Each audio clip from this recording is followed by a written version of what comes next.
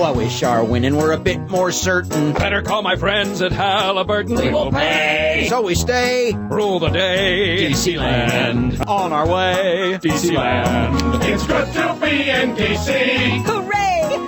Hooray!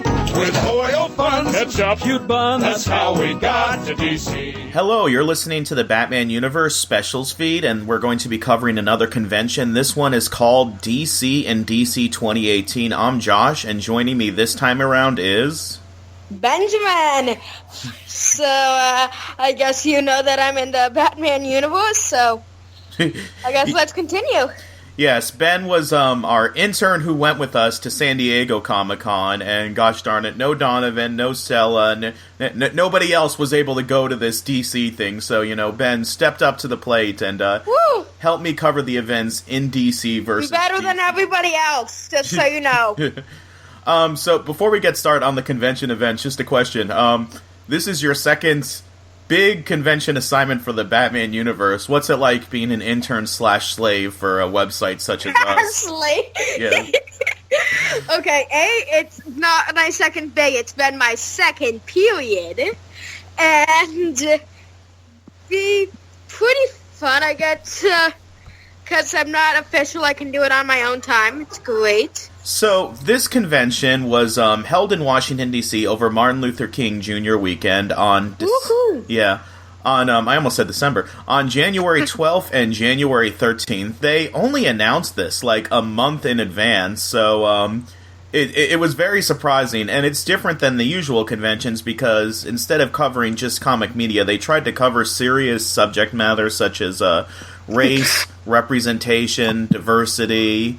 sexuality. They even made Gary serious somehow. Yeah, they even made, we'll talk about that in a little bit, but yeah, Gary Mariano, Warner Brothers animation publicity guy, who's always in his Tommy Bahama shirts, they even made an honest man out of him in business suit and ties, so... Yeah, it was weird. That was very surprising. So, the first night of the convention, was Friday, January 12th, was just focused on Gotham by Gaslight, which is an adaptation of one of the very first Elseworlds. It's considered the first Elseworlds, but I mean, I guess you can argue that some of the stuff in the Silver Age, the imaginary stories, were Elseworlds. So, the, press interviews were at 5:30, and we didn't want Ben to miss too much of school because, you know, being an intern means that you have to also make good grades or Dustin's gonna kick him out and fire him. So, we, so our plane landed at 4 o'clock, in, I guess it was in Virginia, at, and the interviews were in Washington, D.C. during rush hour at 5:30, so we hightailed it in an Uber to get over there, make sure that we weren't going to be late.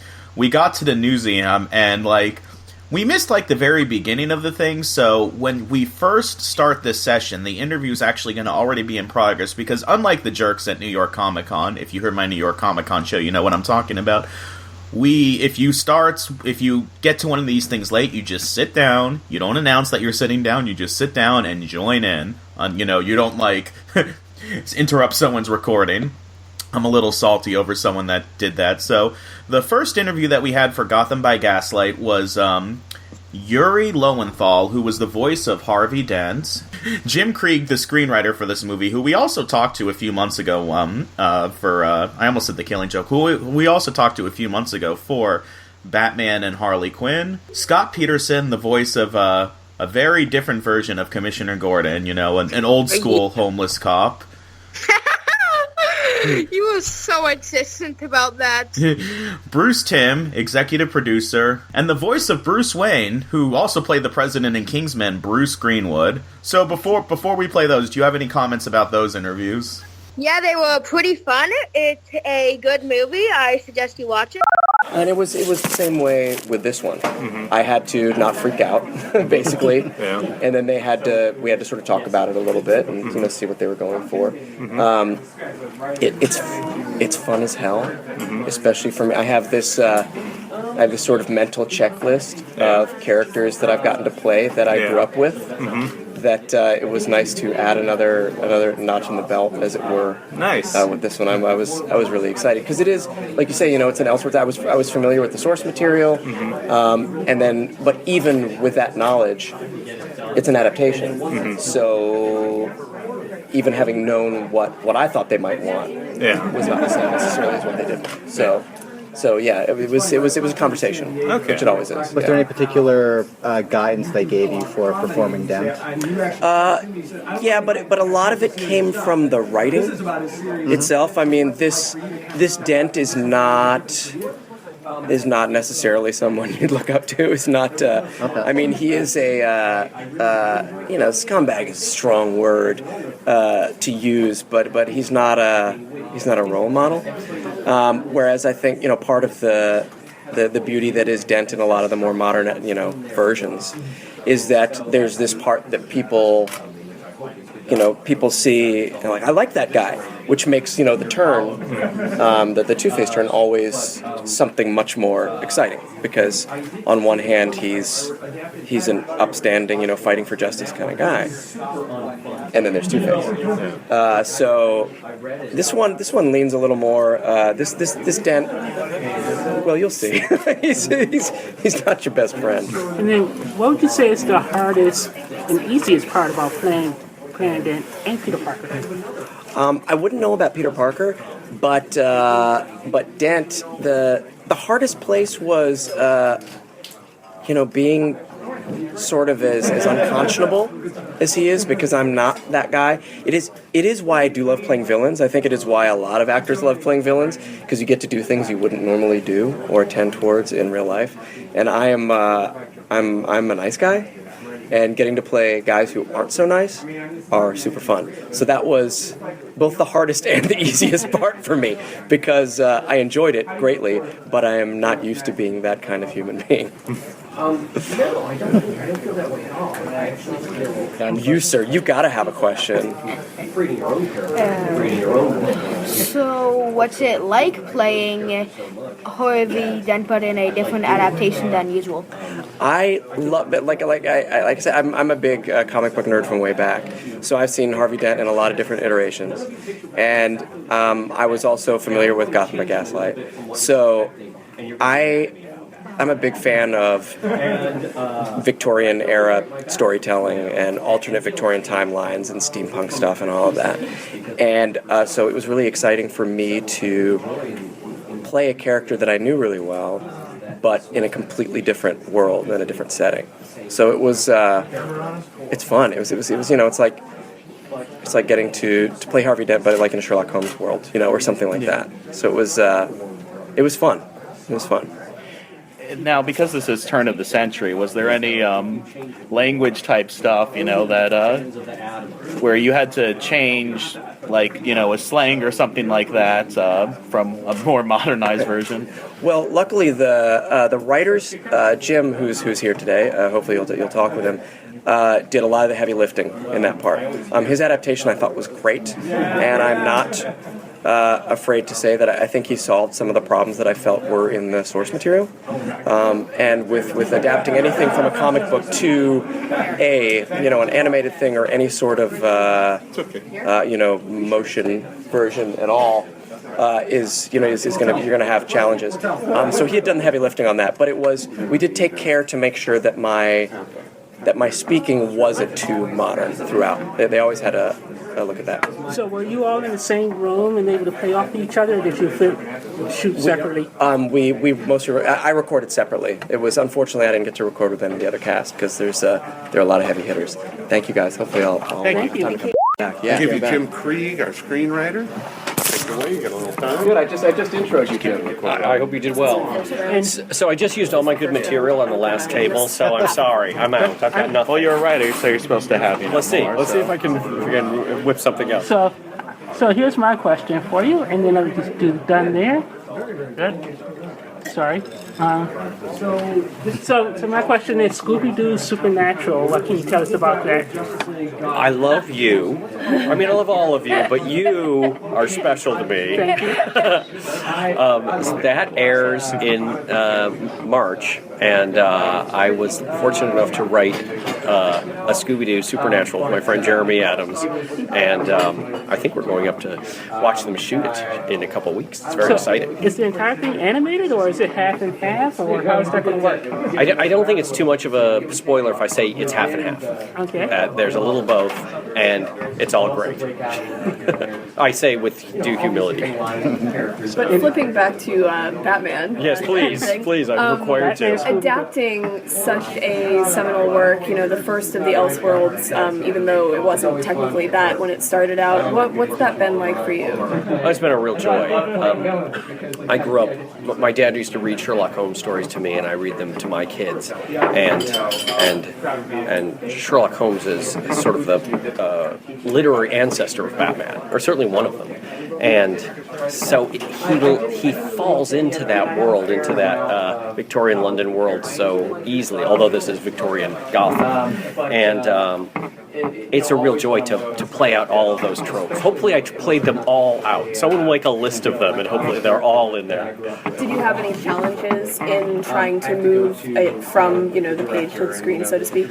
Well, it's a beautiful piece. It's a beautiful graphic novel. It's very short. I would say it's the art is super evocative and it pulls you into this world. But because it's so short, the mystery is it isn't all that it isn't quite as played out as you could do it. And so with 72 minutes, we tried to stretch it and say who is this person in the universe? Who is this person? Like, we want to visit all of our Gotham City cast members in a Victorian setting. Who are they and how have they changed? And so it was a real opportunity to do that. And then, of course, we wanted to change some things. So sometimes there's a phenomenon where I love this graphic novels and I want to see it adapted. And they better do it exactly like it is in the thing. And then when you watch it and it's exactly like it is in the book, you're kind of like, oh, all right. And it turns out that's not what you wanted. It's a little bit like Watchmen. I didn't say that, but despite the change and the big change, and I am the worst victim. I was totally that guy. I bought all of those in 1986, and I said, if they ever make a movie, they better not change it. And I sat there at the 11:30 screen and was like, oh my gosh, I wish they would change something because I know every single shot that's coming. No giant squid. Well, that's the one big change. But it's good to know that this adaptation may have some differences. It does. Excitement. And hopefully the changes keep you invested and keep you on the edge of your seat. I mean, frankly, with the last Star Wars movie, I kept wondering, when is she going to die? And over and over again in the movie, I really thought, oh, this is it, because they didn't have Carrie anymore. And she keeps going, and it was a surprise. And being surprised is what I want most when I'm watching a movie. But I'm sorry, not all surprises are good. No. She was Superman in that movie. Well, I love Superman. Another question about adapting this work for the screen. A lot of storytelling in a comic book happens between the panels and the gutters, but on the screen, if you don't show that, if you don't show it, it doesn't get told. That's true. So can you give us some examples of things you sort of had to pull from the gutters? Well, there's a lot of gutter to pull from in this one. But it's interesting you should say that, because in the graphic novel, the voiceover covers a multitude of information, and in an animated movie is exactly the opposite. You want to have as little voiceover, as few words as possible. You should be able to watch this movie with the sound turned down and still kind of understand what's going on. And, that's up to Sam and Bruce to tell that story totally visually. All the words that I put in, there's a lot of Victorian jargon and slang that I tried to ramrod in there, and it's all cute, and it's and I think it adds to the flavor and it adds to the tone, and all that's important. But this is an animated movie, and it's a story that's told visually rather than with words. Did you already have that that jargon in your mind, or did you have to do some research to get into it, or? Well, I love that world, but I Googled, and of course after the movie, there's what do they call it? The wit of the staircase. There are a zillion phrases that I wish I'd stuck in now that I didn't do. So I apologize to the public for that. Turning back to the subject of adaptation expansion, is there something, taking the full narrative into account, is there an addition you think is especially important for the film? I'd rather not say until you see it, and then you can tell me if they were good additions or if I should be vivisected. So here's my question. It's not going to be a polite question, but okay. But what is it about the DC movieverse versus the DC animated verse, where basically the DCEU can't really get it right, but you guys kind of nail it every time? What is your secret sauce? Well, first of all, I refuse to admit that there's anything wrong with the DC live-action movies world. But if there is, I would say that there are a lot of cooks. There's a lot of expectation. There's a lot riding on it. And with us, it's a very small team. And if 3 of us agree, if 2 of us agree, it goes in. There's not much more discussion. So I think there's an advantage to that. I mean, we come up with a product that everybody's making the same thing, and you might like it or you might not, but it's the thing we set out to make.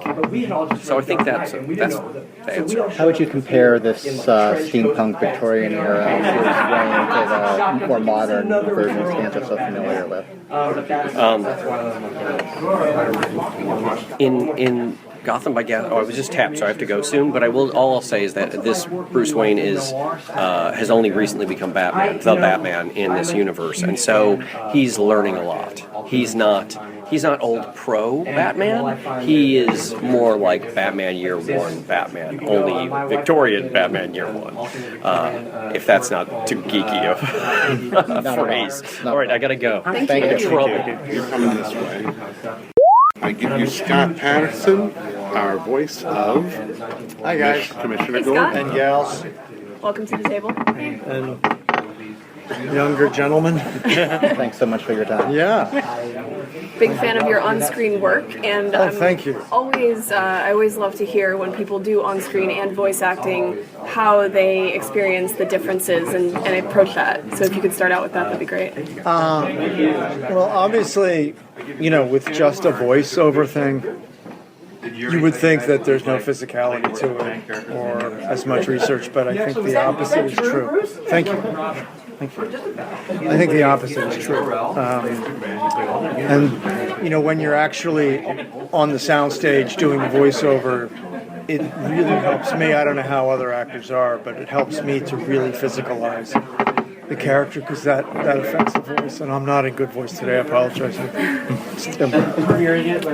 from flying. So I think it's actually more challenging because you tend to sort of depend on your voice too much when then you realize there's a whole physical aspect of it that the performance is missing that you need to begin executing. So it always went better when I started acting it out. And of course, that caused mic problems.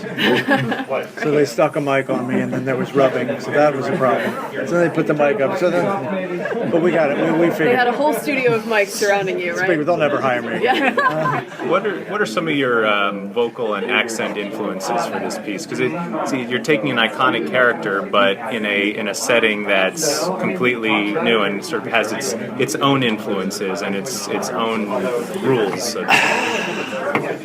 Listen, I'm not an experienced Shakespearean actor, but I have done my share.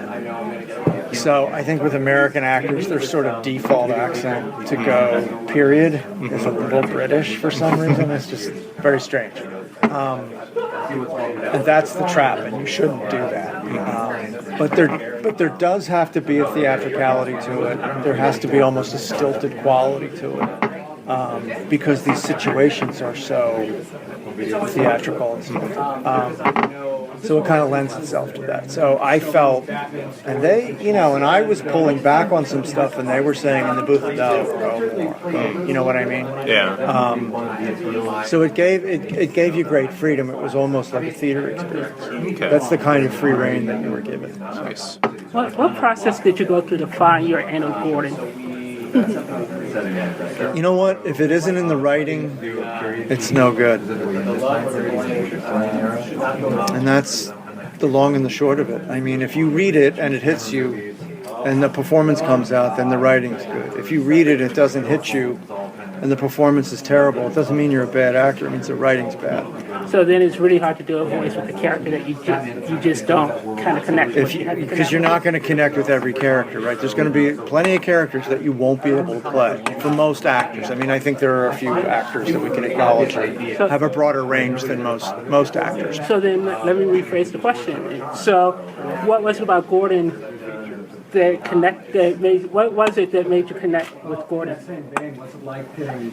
That he was quote unquote in charge. I started my own coffee company because I was tired of being an independent contractor and finding work all the time. I wanted to be the boss.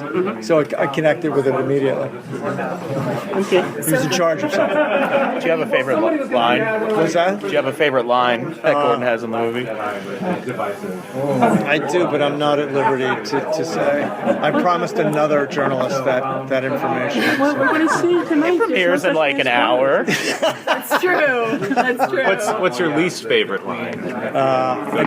Again, same answer. Well, I bet you can answer this one. Go ahead. You've been a fan of the Batman universe, and Gordon's one of my favorite characters. Do you have a favorite? Was this, the one you wanted, or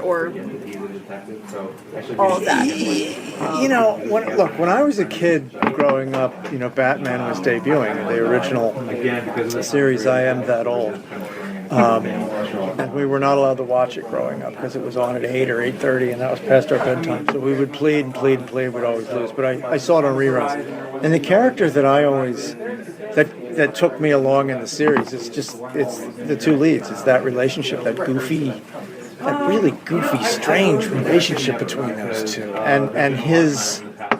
Oh God! I mean, Adam West. His take on that character was just so courageous. I mean, now that you don't know why it's so engaging when you're a kid, and then you become, I would say, an actor with somewhat of a resume. So now I kind of know I'm coming from a more informed place, and I can't imagine ever taking on a role like that and sort of delivering that type of performance because it was almost gentle, wasn't it? I mean, it was very, very accessible, and it takes a tremendous amount of courage to do something like that because everybody else, I'm sure that they auditioned, approached it in a completely different way with all this bravado, capability, and he was just kind of like this sort of.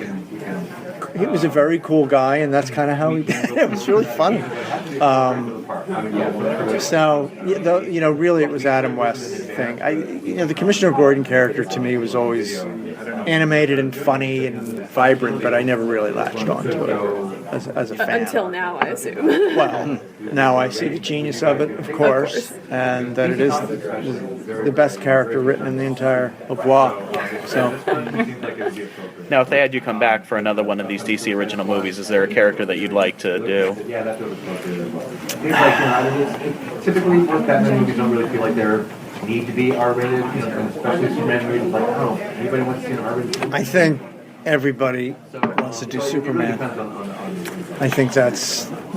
That was my dream. That was my favorite comic book growing up. And I loved the original movie. Good God, I love that movie. And I think they've done some interesting things with it. But nothing even approaches the Christopher Reeve thing. They're just extraordinarily emotional scenes. And I just thought they paid such homage to the original vision of the comic book in the Christopher Reeve version. I was just blown away by it. And besides talking to us, what's the coolest part about being part of a project like this?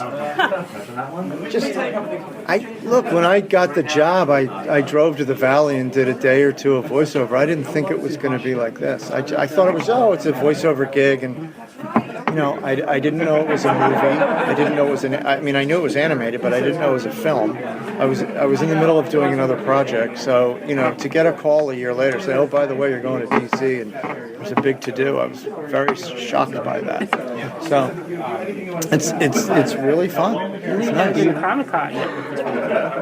There is that possibility. Yeah. What do you think of coming to DC for a DC Comics thing? Is this kind of a different experience setting things up at the museum for a DC native who also goes to Comic Cons? I can tell you this isn't usual. Right. So what's your, what do you think of all that?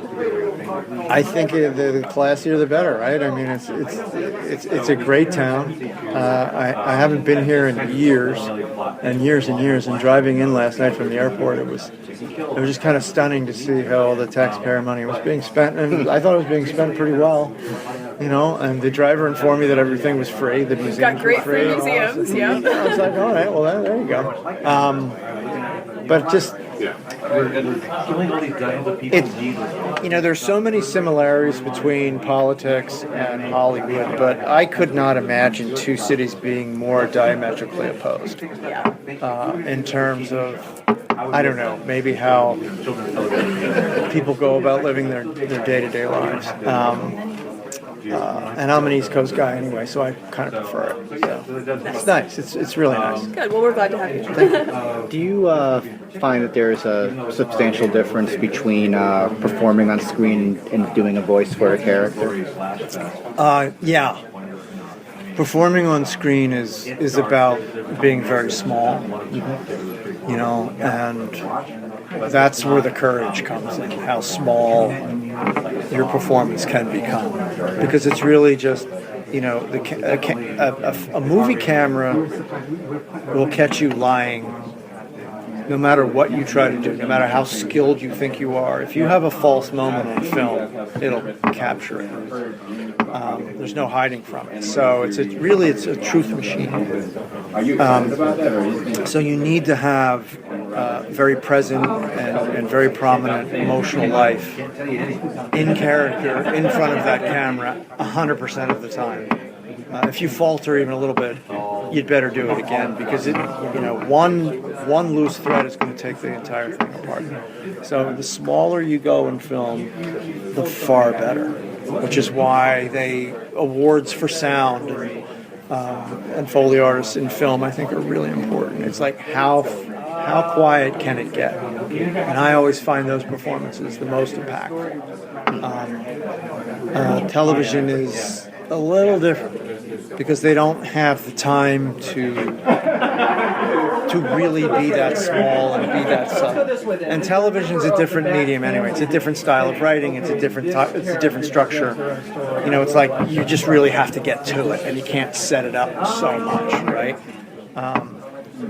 So it's like conflict for an hour, 40 minutes, conflict. Film, or at least the way good film should be, is your first 10 minutes, you just sort of amble into it, you ease into it nice and slow. There's no rush. Although film is changing, and I think maybe for the worse, that people are treating film now like it's television, and they feel like they have to grab everybody's attention right away, and I just think that's not film for me. The performances are incredibly different, and plus with television, it's all dialogue anyway. Sure. It's so much more dialogue. So film, you're able to express without words. So when you took this part, did you know anything about this book or this world? I did not. I was aware of historical fiction, and I was aware that it was a trend in films for 5 years and 4 years, whatever. So it seemed like it was within the realm. Yeah. Are you the type of actor who has to do research and figure out every nook and cranny, or were you able to just kind of go in there and just read your lines and get into your character that way? That's pretty much what I did. Yes, I didn't do any research. No, I didn't have time. I booked the job the day before. Was told to go here and do it. Do you think that helped you at all? In the I think it does. In the sense that you didn't have to play to other people's interpretations of the recording? But here's the thing, I'm not in a room with other actors. I'm not acting with other people. There's nothing organic about it. You know what I mean? There really isn't. You're relying on yourself 100%. And you're playing off some guys in the booth who are great, by the way, who really know their stuff. But you're not, I'm not sitting here having a conversation. I can't see how he's going to react to me. Like the way he did that. I know that means something. So that's going to affect me in some way. So you don't have that. So yeah, you've got to recreate it all. And I know that any amount of research is going to help you in that regard. I think the research that you do on a film, if you really delve into a role and really, and let's face it, you're only going to get 5% of a character's psychology anyway. You're not really going to get to know. And what's the differentiator in film anyway? It's like, be yourself, because nobody's seen you do it. So that's important as well. So if you're going to play yourself, you better be pretty damn interesting, and most people aren't. Right? So that's really the differentiation. There's one Christopher Walken out there. He's Christopher Walken in every role he plays, and he does it beautifully. Right? He never loses himself. You always know that's Chris Walken or Tom Cruise, same way. Right? That's why these people are stars, because they're interesting as hell as themselves, and they know it. But not in a super egotistical way. It informs their work because they know that's what's going to get them the next job. And that's what people can latch onto, and that's what makes it interesting. So, come with me. Okay. Thank you so much. Good meeting you all. Hey, Bruce, welcome. Good to see you again. Good to see you. I think I saw you last at the, Batman Harley Quinn, I think it was, in San Diego. Yeah. So, welcome back. So I'm gonna start this one off. Okay. By asking, why can't you take over the DCU? I'm not going to touch that one. But I'm going to let someone else go, but I'm going to come back in a second. So I think the last adaptation of an existing work that you did was Killing Joke, or that sounds right. Yep. So was there any were there any lessons learned and sort of applied to this adaptation where you decided what to add, what to subtract, visual elements to keep, whereas that you would then marry with your own artistic sensibilities? It wasn't that we learned anything from Killing Joke, and just the two properties are just really, really different. Except for the fact that both of them were originally a 64-page graphic novel that we had to expand into a full-length feature, but we expanded them in different ways. Okay. Gotham by Gaslight, we, instead of adding like a whole separate story to it, we kind of just took the whole thing and stretched it out. Okay. In rereading the original comic, one of the things we realized is that it's structured like a mystery, but there's really only one person who could possibly be the villain, the Jack the Ripper character. It's like the minute he walks on stage, you kind of go, oh, we know who Jack the Ripper is. So we thought it's really good at a mystery to have multiple suspects.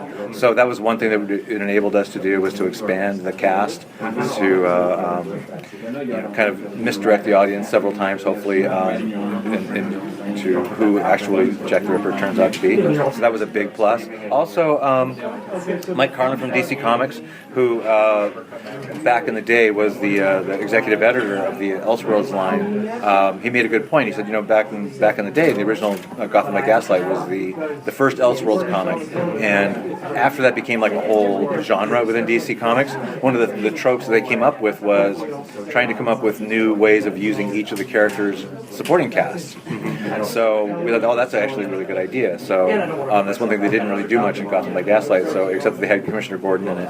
But so we thought, okay, well, yeah. So if we have Commissioner Gordon and Harvey Bullock and Harvey Dent and Selena Kyle all in this universe, what kind of parts would they play? So that kind of it gave us a good hook to expand the cast and flesh out the story. So that was kind of what we did with this one. And then go ahead. And I think I've asked you this question a few times in the past, but can you talk a little bit about what's your process for streamlining these books? Because some of these books are really huge, but somehow you manage to get them down into a nice, condensed 1 hour and 10-minute movie, but it feels like you told the complete story. Like I can never really tell what's been taken out. Well, this particular movie was the opposite. This one, we started with a shorter comic which we had to expand. But you're right. Usually we do have to take a big, expansive story and squeeze it down into a small space. Sometimes we're better at it than others. It helped, for instance, during the Dark Knight movies, where we knew that we had 2 whole movies to put that entire story in. We couldn't have done it otherwise. And I kind of wish we'd had the same thing with New Frontier. I think the New Frontier movie that we did is pretty good, but there were so many good parts of that story, like the whole John Henry story we had to completely excise, that we just had to kind of either eliminate entirely or streamline to the point where they don't even really make sense in the movie. So, are we ever going to get Hush or The Long Halloween? Maybe. You never know. We'll see. Do you find it freeing in a way to work on an Elseworlds versus the mainstream universe? What's the experience of doing that? Well, this is our first one, so I can only speak to this one. But yeah, it's not just freeing. It's just fun. It's fun to do different things with these characters. I mean, God knows, I'll be making Batman and Superman movies and Justice League movies forever and ever, and I'm happy to do that. But at the same time, I have done a lot of them, and so getting to do something really radically different with them by putting them in this late Victorian era and getting to play with all my, the Jack the Ripper tropes and the Universal horror tropes and Hammer horror tropes and Sherlock Holmes stuff and Sweeney Todd.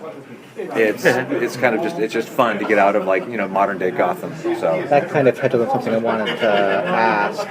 In your mind, what really sets this idea of Batman and this vision of Gotham apart from all the other ones that fans are so familiar with? Well, it's interesting because it's in that Victorian setting, which is great. He doesn't rely on computerized gadgets. He doesn't rely on computers. He's got to do good old fashioned detective legwork. Also, strangely enough, we found that when we were writing it, that the Bruce Wayne character, strangely enough, in this world seemed more appropriate to make him more kind of not as dark as the modern Batman. He's not as gloomy and broody and depressed. He's a little bit more. I guess we kept thinking of him in terms of Don Diego and Zorro, where he's more of the kind of dashing young man, kind of genuinely rather than playing a part. But he still is, he still has pretty much the same origin story, but he's just not quite as dark. He's a little bit more, I want to say, a little bit more human and a little bit more appealing. And a part of that, I think, is also just the character design that Mike Mignola came up with, the Batman mask design. He's got these kind of goggle-type eyes, and you can actually see his eyes through his mask instead of just the spooky Batman eyes. I think that automatically kind of humanizes him. So we just kind of ran with that. So. And from a producer standpoint, what specifically, can you give us a specific example of what you were able to do on this one? Because it was the Elseworlds title that you weren't able to do or wouldn't have thought of doing with the mainline comics? Well, I mean, pretty much it's the stuff I've talked about already. The fact that it's not modern day, and the fact that it's a murder mystery, and it's kind of a horrible murder mystery. So there was that. And kind of, again, like I mentioned, I kind of touched on before, reimagining characters like Selina Kyle and, Harvey Bullock and Harvey Dent and Hugo Strange is in this movie as well. So each of those characters, putting them in this world, kind of gave us an idea of different venues that we could put them in. So it's not just like Selina Kyle. It's like Selina Kyle she's an actress. So there's a whole theater aspect to the story that it didn't have before. And then Hugo Strange he's an alienist, or which we know nowadays is a psychiatrist. So there's a whole that made sense to bring in a whole Arkham Asylum portion to the story. So and again it's because it's in a Victorian world. It's Arkham Asylum like you've never really seen it before. It's old school Bedlam. It's actually really horrifying. So that was just and steampunk elements as well. It's like there is a bat vehicle in the story, even though it predates industrial combustion engine vehicles by a decade or two, but we couldn't resist doing it. So there's a little bit of a steampunk element to it as well. So but plus Batman's tech is always 10 or 20 years ahead of it. Exactly, absolutely right. Speaking of tech, I guess, how was the animation process any different since this is basically all new worlds for? No, just harder. It was just more work. We have the luxury on some of the other movies that we've worked on of being able to reuse stock characters and stock backgrounds from other movies, just because we have to, because of the shortened time frame that we have to make these movies. So this movie was tougher because we had exactly the same schedule, but we had to create every single scrap of artwork from scratch. We couldn't reuse any background characters. We couldn't reuse any vehicles, any backgrounds. It all had to be created from scratch. So that was tough, but we pulled it off. So Did you go into this knowing that it would be another R like The Killing Joke was, and or was that something that came later? And is there any pushback, from the higher ups at Warner Brothers to, here's the thing. Once we established that, that we were able to do an R-rated animated Batman movie, we had to have a big sit-down meeting with everybody and say, now, going forward, we're not just going to make these movies just however we want and then see how they get rated. And now that it's become a film franchise, because they're very, DC especially is very, very sensitive to their characters, and they feel like ultimately it would hurt the brand if we just kind of did this, straight up and down. From now on, all the movies could be rated R.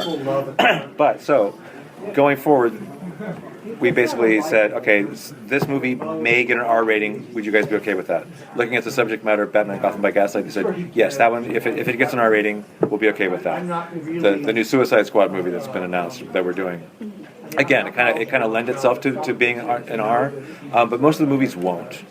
So I think it's going to be on a case-by-case basis, I think, for the most part.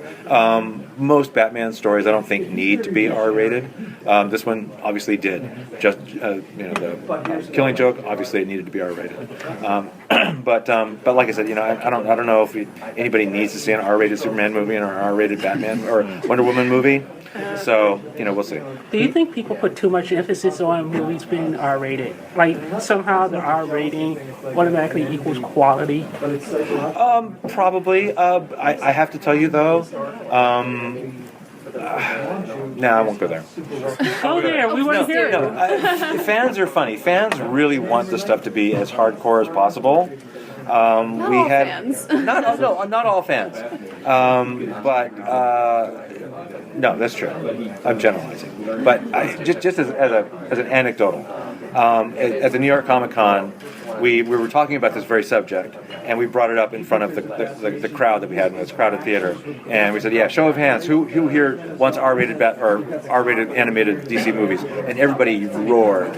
It was like the whole place was like shaking. It was just like, okay, yeah, they really want it, but it's like, yeah, it doesn't mean they're going to get it. But if you say Superman versus Batman, perhaps the reaction would be slightly different. Good point. I kind of hope it would Touche. myself, but fanboys want R-rated Superman. I don't want to see R-rated Superman. I don't see a point in that. Seems like you've gone through almost through the entire canon of DC, all the sort of the touchstone stories, and told a lot more original works. Mm-hmm. Is there anything left? Anything on your bucket list that you'd like to do? There's tons. I mean,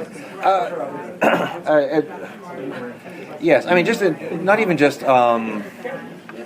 DC Comics has got a rich history. I mean, and it's not just Superman, Batman, Wonder Woman, even Justice League characters. I mean, there's other genres in DC Comics that I would love to get into eventually as well, that aren't necessarily seen as obvious, home runs.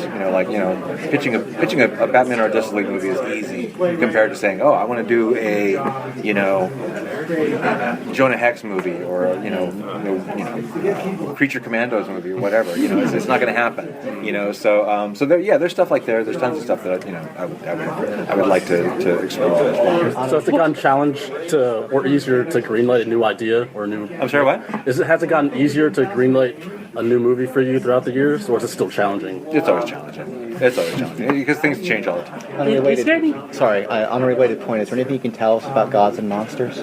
Nope. Okay. Nope. That was easy. One last. Is there any chance that we'll eventually get one of your DC animated films on the big screen as an actual theatrical release? Because it seems like they would be perfect for that. Maybe. And it's a low budget. Maybe. I don't know.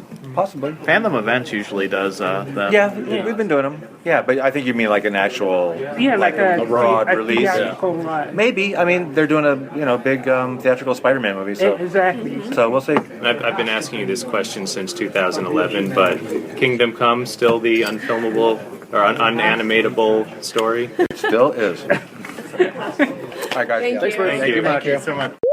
I give you Bruce Greenwood, our voice of Batman. Hello, everybody. Hello. How you doing? Got about 10 minutes. Have at it. All right, well, Let's knock it out. I'll start out.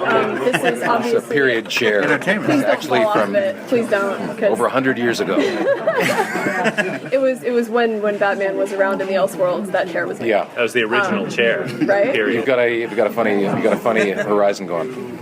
Yeah, I know. I'm aware of that. Okay. Yeah. So, as an iconic character like Batman coming in and voicing that, what's that experience been like for you? Well, it was tremendous fun. The first one I did, Under the Red Hood, was a violent introduction to playing this character. That's a serious one, yeah. That's really. I was stunned at how dark it was visually when I saw it finally. I wasn't ready for it. I just really, kind of really, and I haven't seen this. So I will. I'll have more answers later, more questions maybe. That was kind of a Joker look you just gave us.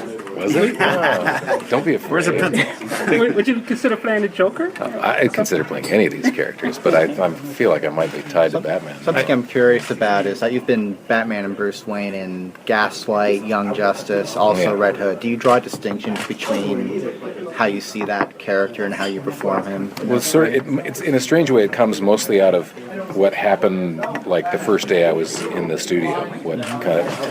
Who was conspiring to make it darker or more leathery or high or whatever. And I think Young Justice, I ended up kind of doing something. I can't really remember because I haven't done it for about a year, but it might have been down there. So what's the sort of... Fuck with me. So it kind of comes out of the just what happens instinctively what happens in the room. So I guess piggybacking off of that last question, what's the tipping point between Batman and Victorian Batman? What makes Victorian Batman Victorian as opposed to the other iterations of Batman that you've Underwear. played? Like there's much more corset, sophisticated lace. underwear now than there was in Victorian times. Sock So I was careful to dress underneath it. Oh, if you got your corset going, I understand. No, I don't want to talk about the corset in public. Oh, okay. If that's okay. Oh, we'll talk offline. Yeah, we'll just talk offline. I'd rather that not be a public knowledge. No, we're not. Thanks for bringing it up. So let me say... No, to seriously answer your question, what was it? How does regular Batman become Victorian Batman? What spiced? I think it mostly has to do with the feel of the movie, right? And when Bruce is in the room with all the drawings, you can kind of get a feel for how dark it is.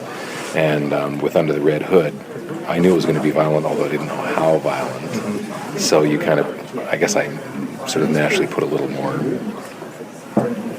I don't know, a little more teeth in it or something. And I just want to say you're the best thing about the Golden Circle. So, thanks. So I want to know how do you go from that to Batman, and is that like? Well, the Golden Circle thing was just like. Well, I walked in and I said to the director, I said, "Well, I want to do like a Clinton thing, if that's all right. I would really love to do like a Clinton vibe." And he goes, "No, don't do that. That's awful." What else you got? Can do Southern accent. I go, "Yeah, I can do Southern accent. I can do that kind of thing. You want something like that? Or I can do something. I can do something more straight." And so he just said, "Yeah, no, do the Southern accent. That'd be great. Yeah, and do something with your hat." So we puffed up my hair and I just chewed the scenery. But how easy is it for you to just switch it off? Switch that off and go the Batman, who's a pretty.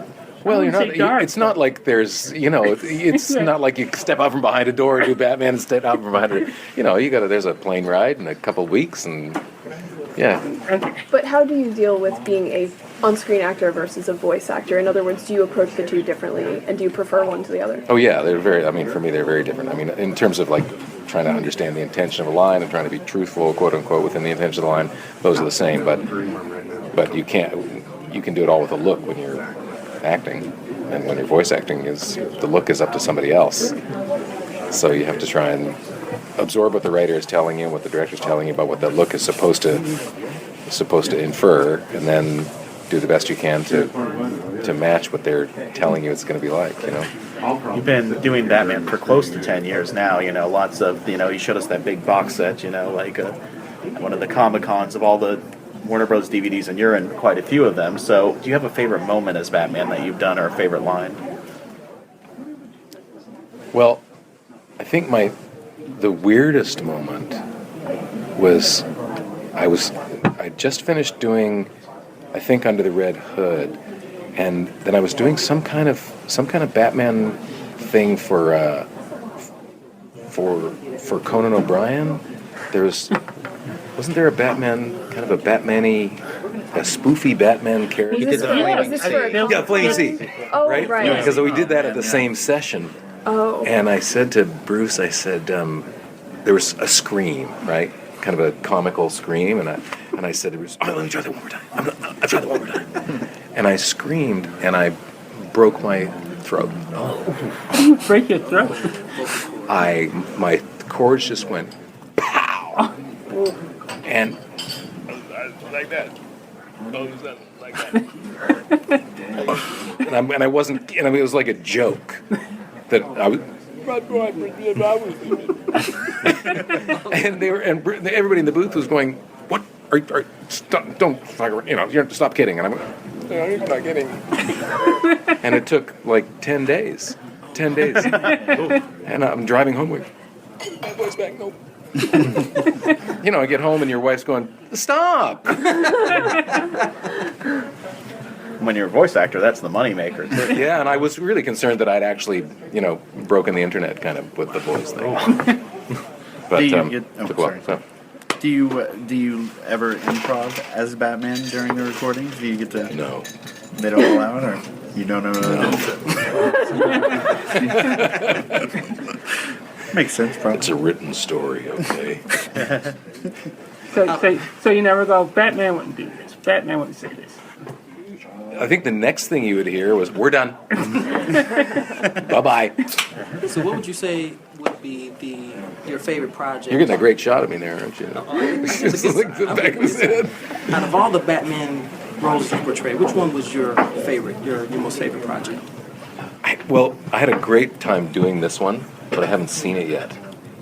So my stomach's in a bit of a knot right now because it was a while ago. So I don't know. Ask me the question later. Absolutely. But you haven't seen it, but you have some idea, I would say. Well, I have some. I don't have as good an idea as you might imagine because the animation becomes a whole thing you can't anticipate when you're just seeing it on a still, unmoving page, right? And there's no sound or anything. You're just screaming into an empty mic, and the other voice actors are not there with you, and so it's a very kind of disembodied process. So in terms of what to expect, my expectation. I mean, I don't know what to expect. How long between the recording session and the premiere usually elapses? I can't even tell you when I did this. I have no idea. It was over a year ago. Okay, so wow. At least I haven't got a clue. Have you recorded any more Batman stuff that we don't know about yet? That might come out in the year. Like an answering machine. Those NDAs, I'm sorry, what?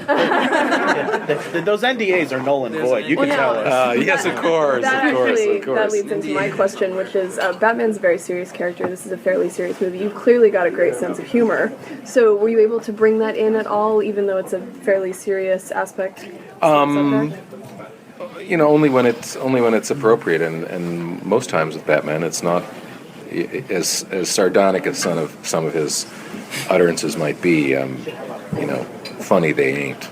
Would you enjoy it if they did a like if you got to be Lego Batman the comedy? Lego Batman. There you go. You could be Lego Batman. Yeah, sure, of course, yeah, of course. I think that'd be fun. Well, to piggyback off of his question, if you can't tell us about Batman, I haven't done anything else. is there That I you can can tell tell you. us about any upcoming Batman games? No, I can't. That hesitation tells me something. No, I can't. Are you in? What about the first season of Young Justice? Have they asked you to come back? Yeah, they have, and I'm trying to get back to do the recording. We have to try and finish it by the end of January, but I'm doing this gig in Atlanta, and I've been there since August. So we're trying to find a way for me to race back and do those episodes. Okay. So there was a big brouhaha when you first took over as the voice of Batman from Kevin Conroy. Hey, I'm not into the fandom as much as that deep, but has that calmed down? And what was that like for you? Into that well, it was a little. storm? It was a little weird because I didn't realize that didn't realize how hallowed the territory was, first of all, and how loved Kevin is, right? And I just wasn't that familiar with it, so I was kind of like, wow, I'm sorry, didn't mean to, but I think sometimes they'll choose me and sometimes they'll choose Kevin. I think they probably more often choose Kevin. I think he's sort of considered the high watermark for Batman. But you now earned your place. I would love to see. Well, I don't get kicked off out of the room anymore, but I'm happy to keep talking. I'm going to move you to the other table. Then you can do more talking there. Okay. Well, thank you very much. Thank you. For us to hear. All right, sure. Okay. Love to see a video of. Where have I read your work before? Where have I seen you? You must have interviewed me about 10 or 15 years ago. No. You were in a little I'm not basket. even that old. I'm 11. Oh, how old are you? He liked you in Golden Circle, though. Oh, did you? It was fun. He wanted to vote for you. No, I didn't. So after the interviews, we went to coat check to put our bags away because we were literally in such a rush. There was barely any time to do anything like, go to the bathroom or check our bags because we didn't even stop at the hotel. We took all of our suitcases to the museum with us. And then there was kind of a mini cocktail party right before Gotham by Gaslight. And this was pretty cool because to get everyone ready for the movie, the museum had popcorn, candy, and sodas, so kind of like that. And then we watched the movie Gotham by Gaslight, which I had not read the original one-shot, the original Elseworlds, so I wasn't sure what to expect. From what I understand, this is very different, but lots of awesome cameos. I'm sure it's not too big of a spoiler to say because they already released the clip that the three of the Well, thanks for the spoilers. That one's for Stella and Donovan, I guess. Yeah, not too big of a spoiler to say that Jason Todd, Tim Drake, and Dick Grayson are there as street urchins, and Catwoman has a burlesque musical number. So that was a really great experience. Any comments on the movie? Yeah, Catwoman was pretty dope. Do you have a favorite scene from the movie? I think maybe when we first met Timmy, not the part before that. That was great. Why just Timmy? What about his friends? well, that's what it meant, but... What'd they do to you? Nothing! Give me a friend! The next morning, we dressed like we normally don't do for Comic-Con. This is the 13th now, because this was a more formal affair, and we were trying to, get passes to the cocktail fancy premiere party that night, so, we wore our suits and ties as opposed to our usual superhero shirts and shorts that we do in July's San Diego Comic-Con. Headed back over to the museum, we had 3 press sessions that morning, and the first one was for... The Art of the Matter from Sketch to Screen and The Many Shades of Heroism. Those are 2 different panels, but they combined, press people for that. Just to make it easier. The first person was Chris Chalk, who plays Lucius Fox on Gotham, and he had some interesting stuff to say about, he said that he has a Black Lightning statue in his bathroom, which I thought was funny.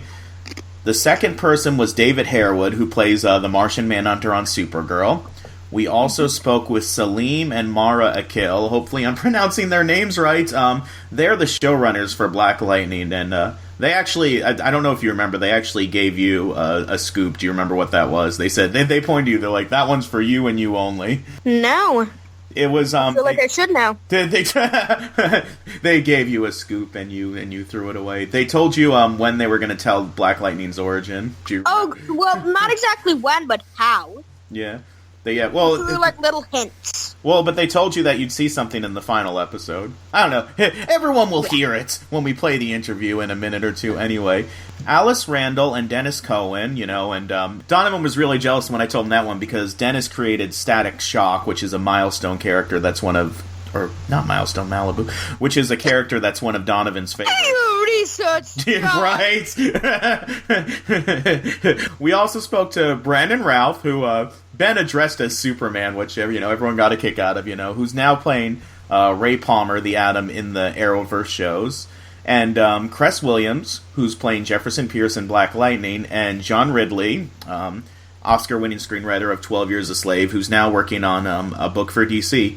Any comments on those? Ray Palmer was the best Superman you'll ever know. Did you even see Superman Returns? Yes, it was great. Who was the villain in Superman Returns? Zod. No, he wasn't. Lex Luthor. Lex Luthor's the villain in half the Superman movies. That's such a lucky. That's such a lucky guess. But that's okay. He was. He's good as the. He was a good Superman though, so that's forgivable. Adios, annoying Hi everyone, I have Chris for you. I'm always ready. Hey. What's up, y'all? Hey, Lucius Fox. Amen. That's a nice little rig. Thank you, sir. Appreciate it. And a dope shirt. How y'all doing today? Good, how are you? That's a style and hat. I love the flash. Yeah, it's very, very subtle. I didn't even know it was there. Yeah, exactly. So, are we going to be getting any more scenes of you with Davi Mazouz this season? Because you guys only had that one thing. You gave him the gear and then promptly threw it in the trash a few episodes later. I know, he did not appreciate the work I put in, but that's how he does. That's new Bruce, though. New Bruce has a little bit of a attitude problem. I mean, well, you fired Alfred. I mean, you could be the new butler. I mean, it could work. I'd be maybe a little smarter than Alfred. But, no, I think we will see there's in the beginning of this spring release, there will be still a little bit of Lucius in the GCPD, and then we transition more into aiding young Bruce Wayne, or teenage Bruce Wayne. Right? He's taller than, He's Ben almost McKenzie taller now. than me, and that's a problem. It's super weird. Because when I came in, he was here. He was a kid. And then someone had me sign a thing recently, and I went, oh my gosh, he's almost taller than me, and I'm not going to grow anymore, but he's got plenty of growing to do. What informs your performance of Lucius Fox? Because in the Batman mythos, there aren't a lot of African-American characters. And this is only, I think, the second live-action incarnation version of him, yeah. For a lot of people, he's an obscure character, but, Morgan Freeman and the Nolan movies have risen the prominence of the character. What informs your performance, and what is your opinion of the character Lucius Fox and his importance to the Batman mythos? Well, especially now that we have... I remember the first comic with him in it, he's randomly captured. I think it was him and actually Alfred are randomly captured, and Batman comes and saves him. And then they're like, and that's Lucius, and he appeared, the magical Negro appears from nowhere. But especially with Nolan's interpretation, the newer comics, with the new Batwing, who's actually Lucius' son, it informs me because there's so much information now that wasn't there. There's so many personality traits, there's so many things that I can draw from. Morgan Freeman obviously did an incredible job, and I tried not to borrow from that on purpose, just because we're too different, because it's only the second live action version of him, so I'm like, let me do my thing. And there's only so much room you can live in this genius man in Gotham who is non-violence way. But I think even this season, as we come further, there are little details our show is going to add about Lucius that are very different from the mythos. So yeah, I just draw from all those details and not Morgan Freeman. And then his importance as a character to the mythos. The importance. As a CEO. Well, what I love about this show, because I've come from things like 12 Years a Slave, Underground, all these very obviously social things, but this is so important in a way that kids are seeing the smartest guy in the room as a brown-skinned male, and as the guy who's running a company, as the guy who's making these gadgets. So it's a different version of heroism that I think is so important. And I can't say going into it I thought of that. It's just as I realized it as I talked to kids who I did a thing with STEM, and there's all these little scientists who were like, yeah, I want to develop vaccines for anything, and Lucius Fox, and I was like, yeah, that's what I intended the whole time. But it really does inspire these youth to do a different kind of heroism. It doesn't have to be fists and kicking. It can be, in the boardroom. Using your brain. Yeah. So, great question. So what have been what were your expectations going into it? Like what ones have been met, what ones have not been met, and what new expectations have you added? The expectations going into it, especially because it had already been established before I went in, I was super nervous because I was a dude coming into a show that had already been established, but everybody was so generous and kind.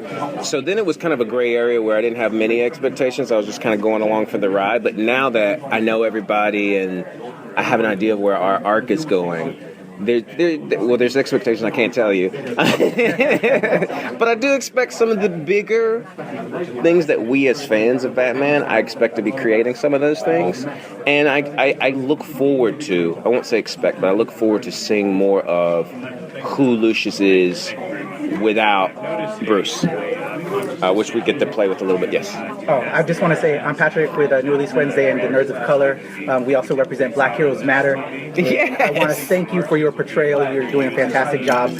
For my Black Heroes Matter people, my folks over at the Nerds of Color, anything you want to say to those nerds that live through what you're doing and your representation? You can hold this one. Heck yeah. Well, as a nerd of color, I actually consider myself a geek of color. I lost the question a little bit, but I have an answer I'm interested in, which is coming up. I was reading all this stuff. These are my comic books, more Marvel than DC, but that's okay. They forgive me. I'm with you on that. And to now get to see like Black Lightning, to see David Harewood on Supergirl, to see these people of color who are representing these heroes that are undersung sometimes. Like, who knew about Black Lightning besides nerds? You know what I mean? And to see it, like I have a statue in my bathroom of Black Lightning, and now to see, which my wife let me keep for some reason,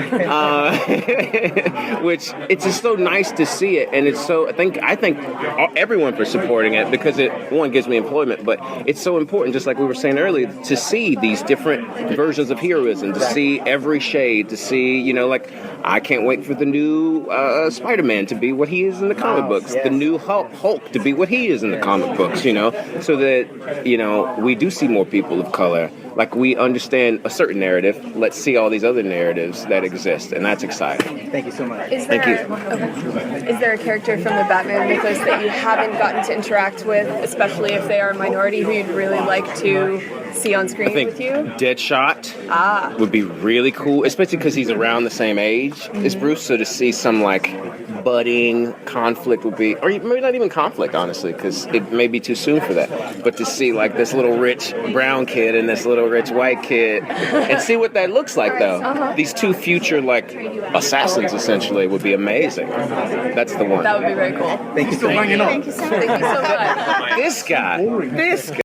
Folks, I'm David Harewood from Supergirl.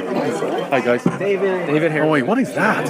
Hello, Rick. Wow, okay. Okay. To turn his phone into a camera. Right, okay. That's great. Welcome to the table. Thank you very much. Thank you for inviting me. What is that they got down there? Jamie. Oh, right. The Flash. Thank you for being part of DC and DC and speaking with us. We represent the Nerds of Color. You can have a bookmark. Nerds of Color. I'll take that. Thank you. Patrick and I are colleagues. He's with New Release Wednesday. We're also representing Black Heroes Matter here this week at DC and DC. I like that. And so, just as one of the few African American superhero characters on television, how has that kind of informed your take on John Jones and the Martian Manhunter? Well, I mean, it's interesting that John has, particularly in the current climate, John has chosen to be black, right? And one has to ask yourself, if one had the choice, it probably would be easier not to be. But I think he's made he was in our story. He's kind of forced to make that choice, but I think he's grown to love it, love the color, and I think he would now rather change the world as opposed to change his color. It would be so much easier for him to simply just change it and morph into somebody else. But I think that's part of his ongoing struggle, is that he's fighting for justice and fighting for the oppressed and fighting for those who don't have a voice. And I think that really ties in very much with what I think John Jones represents, which is somebody that has had his whole peoples wiped out by a race of people who just wanted to annihilate another species. And I think that the horror of that has really made Jean understand that tyranny of any kind should not be stood for and should be fought against. So that informs me as the character. And there's a long history of black actors playing the Martian Manhunter. And you're actually acting with one now, Carl Lumbly. Carl Lumbly, I love him. Phil Morris played him on Smallville. What is it and I guess that's the connection between that character who wasn't traditionally African American. I think it was 1965 or in the 60s, even the late 60s, that the character was changed to be black. And I think it's a really brilliant idea, because I think that chimes in with the whole idea of civil rights. And I think, as I say, Jean very much wants to represent and fight for the underprivileged, the downtrodden. That ties in very much with his idea of what's right, and that people need to be protected, and people need to be tyranny needs to stand up for tyranny. Thank you. So it's very interesting. People always say, "Oh, if you could only walk a mile in their shoes and see what it was like to be a different color, etc." And he gets to experience that. How do you think that if he could give his, power to other people so they could see that too, how do you think that would affect the world that you work in? Well, it would change it, wouldn't it? Immediately. That's the one unfortunate thing about our world, is I think there's an enormous lack of empathy, and empathy is the thing that creates understanding, I think, and it's very difficult for people who aren't black to understand racism. They can listen to it, but I find that with experience that the more you talk about racism, the less people listen. Because they just don't understand it. They have no powers of empathy. So I think if people could spend a day swapping colours, swapping sexes, we would have perhaps more understanding, and people would be more open to listening and not being so forceful with their own views, and because I think nobody's 100% right. I think we're all certain shades of wrong, and the more we realise that, the more we understand that, I think the better the world will be, because I don't think any one person, idea or belief should dominate the world. I think that's what's beautiful about the world, is that there are just so many different ideas and so many different people. I just wish that was understood more. I wish we could see a storyline like that. Maybe he gets the ability to give that to a few people. That'll be interesting. Would that be great? That'll be interesting. I'll mention that. Actually, Paula, you're a friend of mine. So question there? Maybe I'll tell Paula. You got another question? What has been your favorite line to shoot? My favorite line or scene, or just being in this? Well, I think the reveal when he first revealed himself as John Jones, because I think the audience didn't quite know who he was, and I was reading stuff online. Oh, it's this guy. Oh, it's this guy. And then when I watched some videos on YouTube the next day, and people were literally jumping up and down when it was the Martian Manhunter, because we haven't seen him in this shape before. So I'd say that was my favourite. The reveal was my favourite moment. Okay, all good? Anything else? I'm trying to think of one right at the moment. Well, I don't want to hog the Can you just talk about the importance of being here this weekend, and just, obviously this entire event's kind of talking about representation, not just in comic books, but on TV, and so what's just the importance of being here this weekend on MLK Day weekend? Just talk a little bit about It's enormously important for me as a black Brit. I mean, I feel quite honoured being part of this group, because obviously I'm not African American, but as a black Briton, it's been Americans, I've always looked up to Americans, particularly black Americans, Martin Luther King, Malcolm X, Paul Robeson, Harry Belafonte. The whole civil rights movement started here, and as a black Brit, it's the black Americans who have always guided me in terms of heroism and fighting for civil rights. So, as well as Mandela and other figures, but I think primarily it's been the black Americans that have led that way. So it's tremendously an honour for me to be here on MLK Day, and a couple of miles away from where he did his famous speech. It means an enormous amount to me to be here, and I think again as a black Briton, to see the sheer amount of shows, black shows that are happening here now. Not all of which have been successful, but it's great. It's great that you've got Black Lightning coming out now. You've got the black representation right throughout television. Ava DuVernay in terms of directing. It's an exciting time, and I'd say we're still probably about 10 years behind in Britain. Although we do have a new generation like John Boyega coming through and Daniel Kaluuya coming through, so that's tremendously exciting that the younger generation is getting an opportunity. But certainly when I was growing up, those opportunities really weren't there for me. So I would say that America is, with Homeland and now with Supergirl, has given me a tremendous step up, and so I'm tremendously grateful that the industry has allowed me my own form of expression here. So it means a lot to me. My last question, but if there was a minority character you haven't gotten to work with yet that you'd like to come from the universe to work with, who would that be? A minority character from the greater DC universe that you haven't gotten to work with. Well, again, I'm not really that familiar. I grew up reading Marvel. So I'm kind of I'm finding the whole DC world really exciting, and so I'm sure there are characters out there that I need to get across and see. So we need a crossover with you and Mr. Terrific and Cisco and everyone to just kind of come together. That'd be good. Yeah. Just form your own Justice League. Last question about representation. Speaking of those characters, why is it that the CW universe has been able to showcase so many characters of color as superheroes? Because if you look at the films, we're finally getting Black Panther on the film, and it's going to be huge, right? It's going to be huge. It's already huge. Yeah. But TV has kind of led the way in terms of your character, Cisco, Iris West, and all of the characters in the universe of Black Lightning, of course. Why is TV the one that's leading the way and not the films? I really don't know about that. I think obviously there's so much more money involved in movies, and I would say the risk has always been greater, perhaps, with movies. What I hope is that the success of movies like Black Panther and will break that ceiling, and that people will say, yeah, we need to have more black heroes represented in movies. Because for years I grew up with the idea that black movies don't work. Movies with black leads don't work. They don't make any money. That's what we were always told. But that seems to be changing now, and there seems to be an ever-growing demographic, an audience out there for black content. So I'm excited to be a part of that. Thank you. Thank you very much. Thank you. Good morning, everyone. Hi. Hello, reporter. Hey, they come in all sizes. We're taking advantage of having the table with the cute kid. Yes, that wins.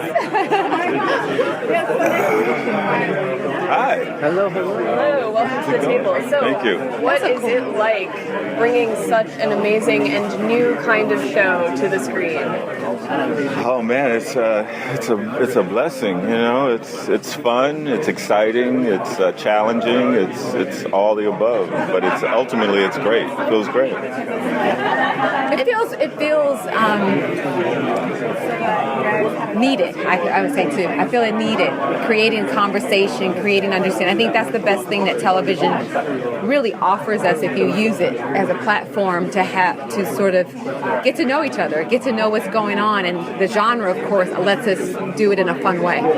It does feel like this is the time for it. So the flip side of what does it feel like? Have you gotten any pushback on it, or has it been a better experience than you expected, perhaps? We haven't gotten any pushback. I think it's the experience. I've made fun at times that I know people like to hear the artist struggle, with the studio and the network, but they've been nothing but supportive. Of course, we get notes. Of course, there's conversations, but nothing that I thought was out of the ordinary from our experience. When we walked at the day one of our deal at Warner Brothers, this was on the table from the beginning.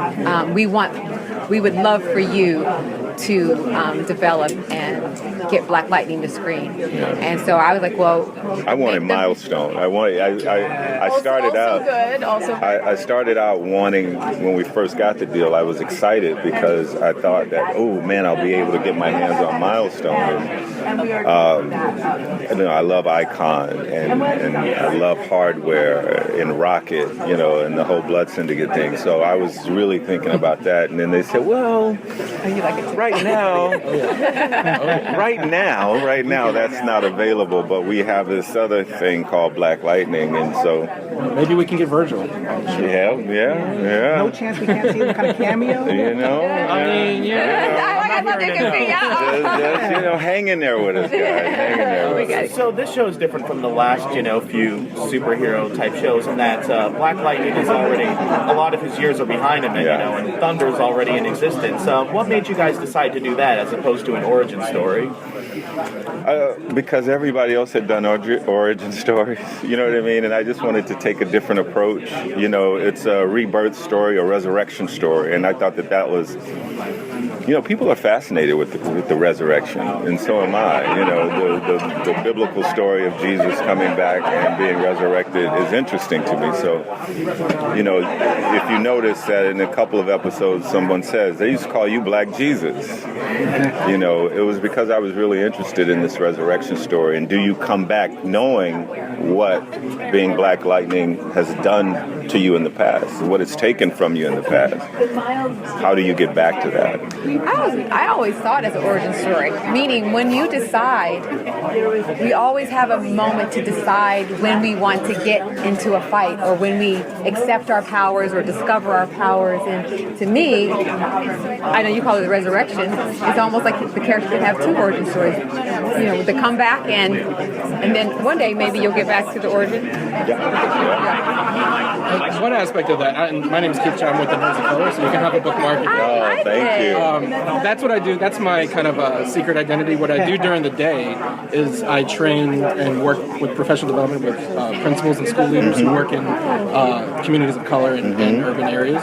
And one of the aspects I love about this new take on Black Lightning is that he's a principal. Yeah. What was the impetus behind kind of leaning into that aspect of his identity?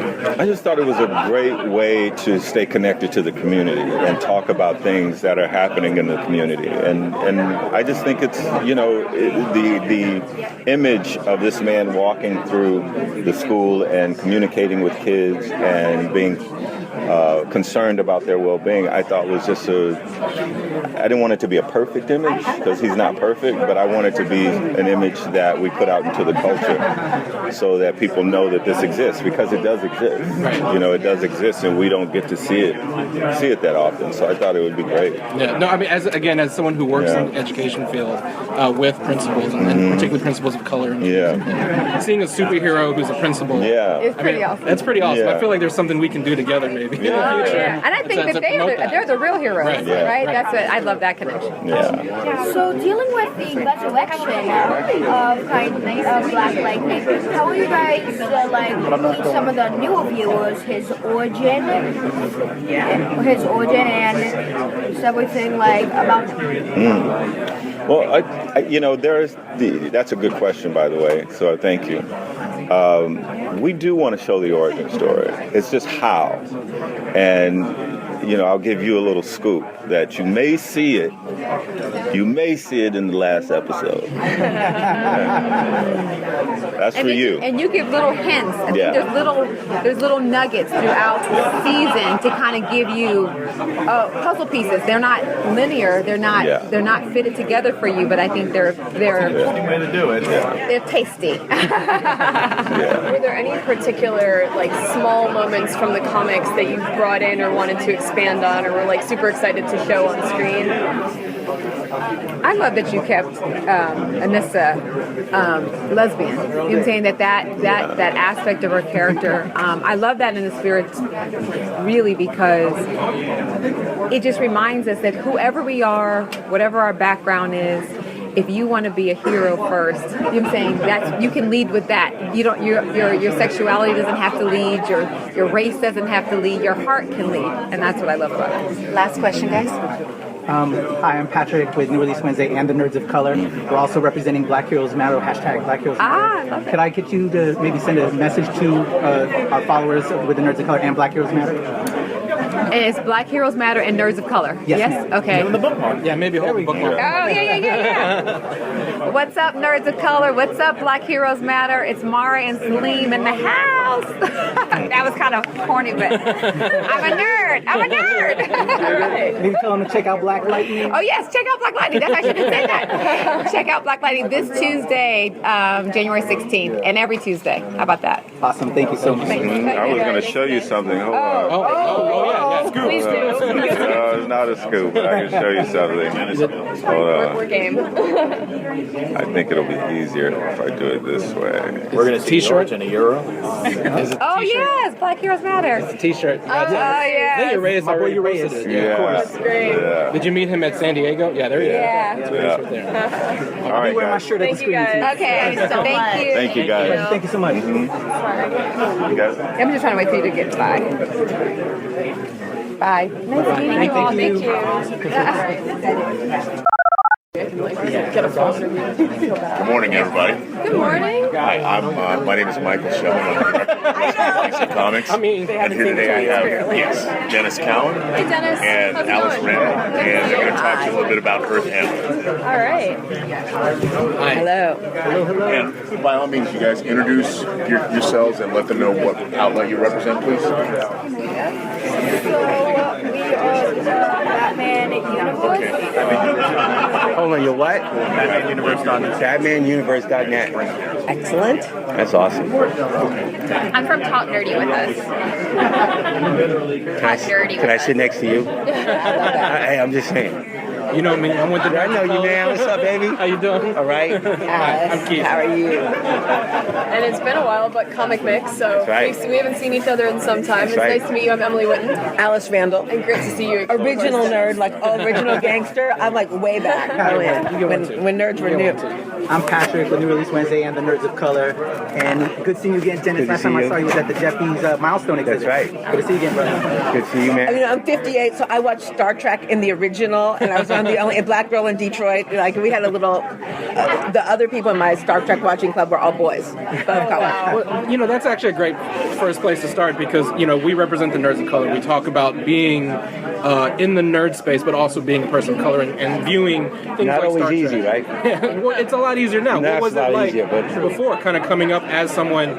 It wasn't always great to be a comic book nerd or a sci-fi nerd and also be black at the same time. So how did you navigate that space?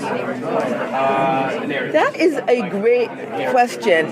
Speaking of Batman, my very first long-distance phone call as a person about your age was to when Batman was canceled. I cared so much about it. And I was reading the comic books that my parents actually let me call from Detroit to New York City to complain.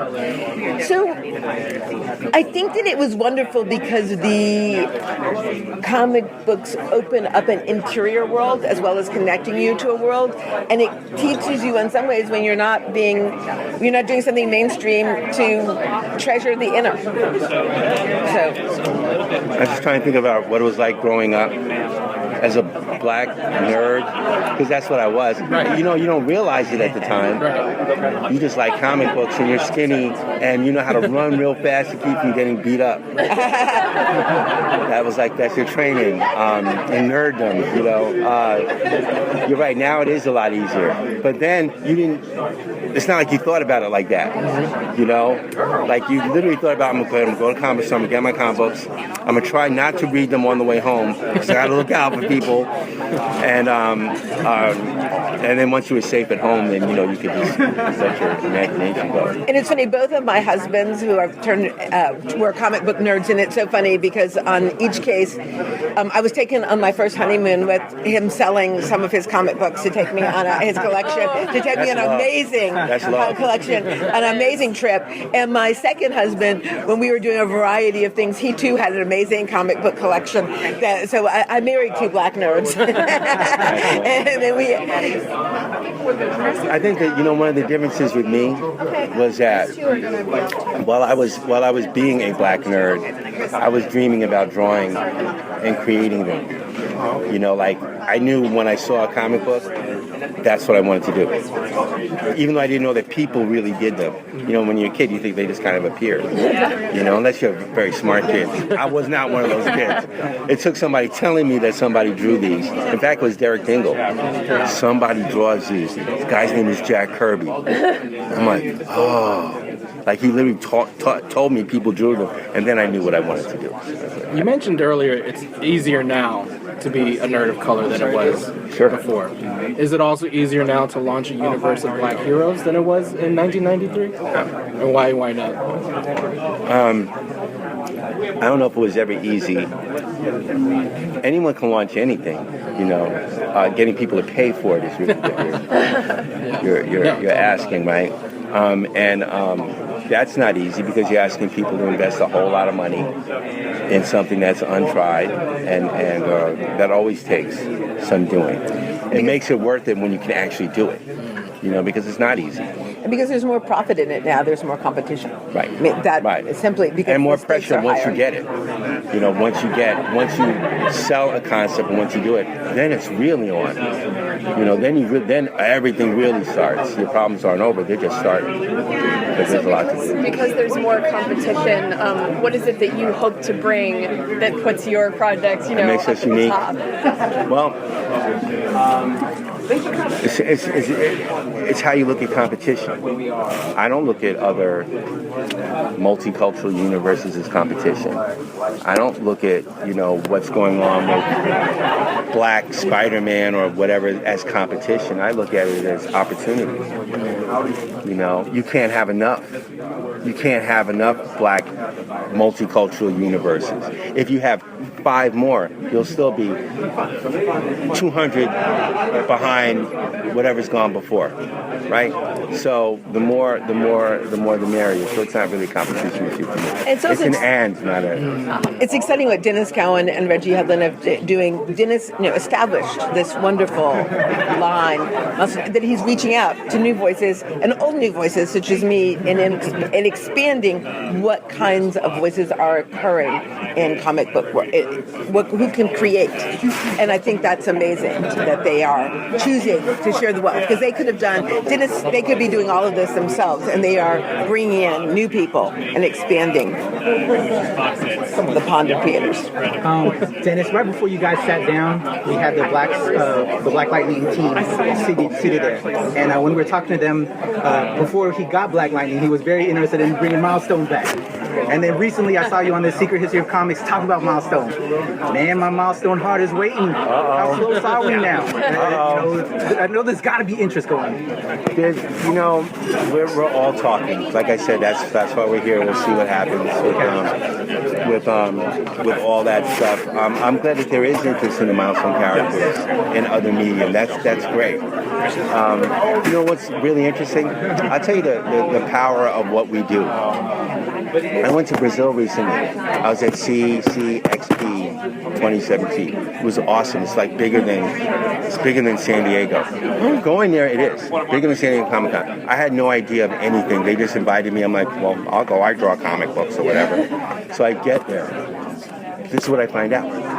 as soon as I get there, they're like, "You're Dennis Cowan." I'm like, "Yes," and they're like, "You created Super Shock." I'm like, "Who's Super Shock?" Oh, their interpretation. Oh. Static Shock is a huge show in Brazil because people in Brazil are colored people. And they're like, we needed a hero. And there were other black comic books and other black heroes, but for some reason they lacked on the Static Shock. It was like a huge cultural phenomenon there, and I'm like, well, why is that? That's so interesting. No, it's huge. It's like people dressed up as Static in a way way past cosplay, in a way that it was like from the heart. Like, we're putting this stuff together. We have no money to do this, and we're putting this costume together because we want to show you how much it means to us. That's the impetus of why we're doing what we're doing, and that's the kind of impact that we can have in a medium outside of comic books. It was amazing, and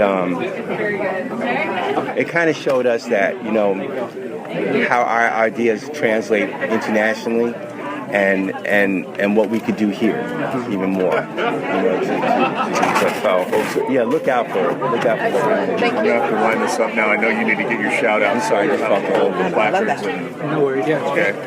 Well, again, Dennis, on behalf of the Nerds of Color and Black Heroes Matter, thank you so much for Milestone. We're super thank you guys. Can't wait. Can you hold up the bookmark and do a shout out? So we gotta do this. Shout out to the Nerds of Color. I'm Dennis Cowan from Milestone Media.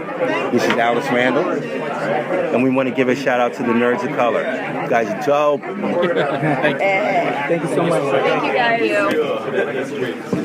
Good seeing you, Dennis. Great seeing you. Great meeting you. It's too long. Great meeting you. Great meeting you. If I see you better, you know, Edgardo told me to just ask about how's it going. It's like, you're going to see Dennis, just make sure you ask him about the I know. page. Where's those pages? You know, I texted him like on Wednesday or something. I'm like, you didn't have them this week. I promise. We still haven't announced yet, but it's Oh, God. Welcome, Brandon. nice to meet you. Good morning. Good morning. Hello, sir. What's your name? That's got to be great. Nice to meet you. That's why you do this. Benjamin, do you have a question? You can go. You can think about it. So, what's the difference playing, say, Ray Palmer to Superman in movies and this movie, and also the difference of doing a movie and a TV show? Well, the difference between movie and TV is the time it takes to do it, for one. Movie, you have tons of time, and to do a 1-minute action sequence can take, 2 weeks. But in television, that same action sequence is done in half a day, because there's no time. And the difference between Ray and Superman, quite a few big differences, but the things that are similar are kind of their passion and their reason for helping people, wanting to make the world a better place. I think kind of lives in both of them. They just go about it in different ways, to the best of their abilities. So the take on Ray in the comics and the show is quite different sometimes.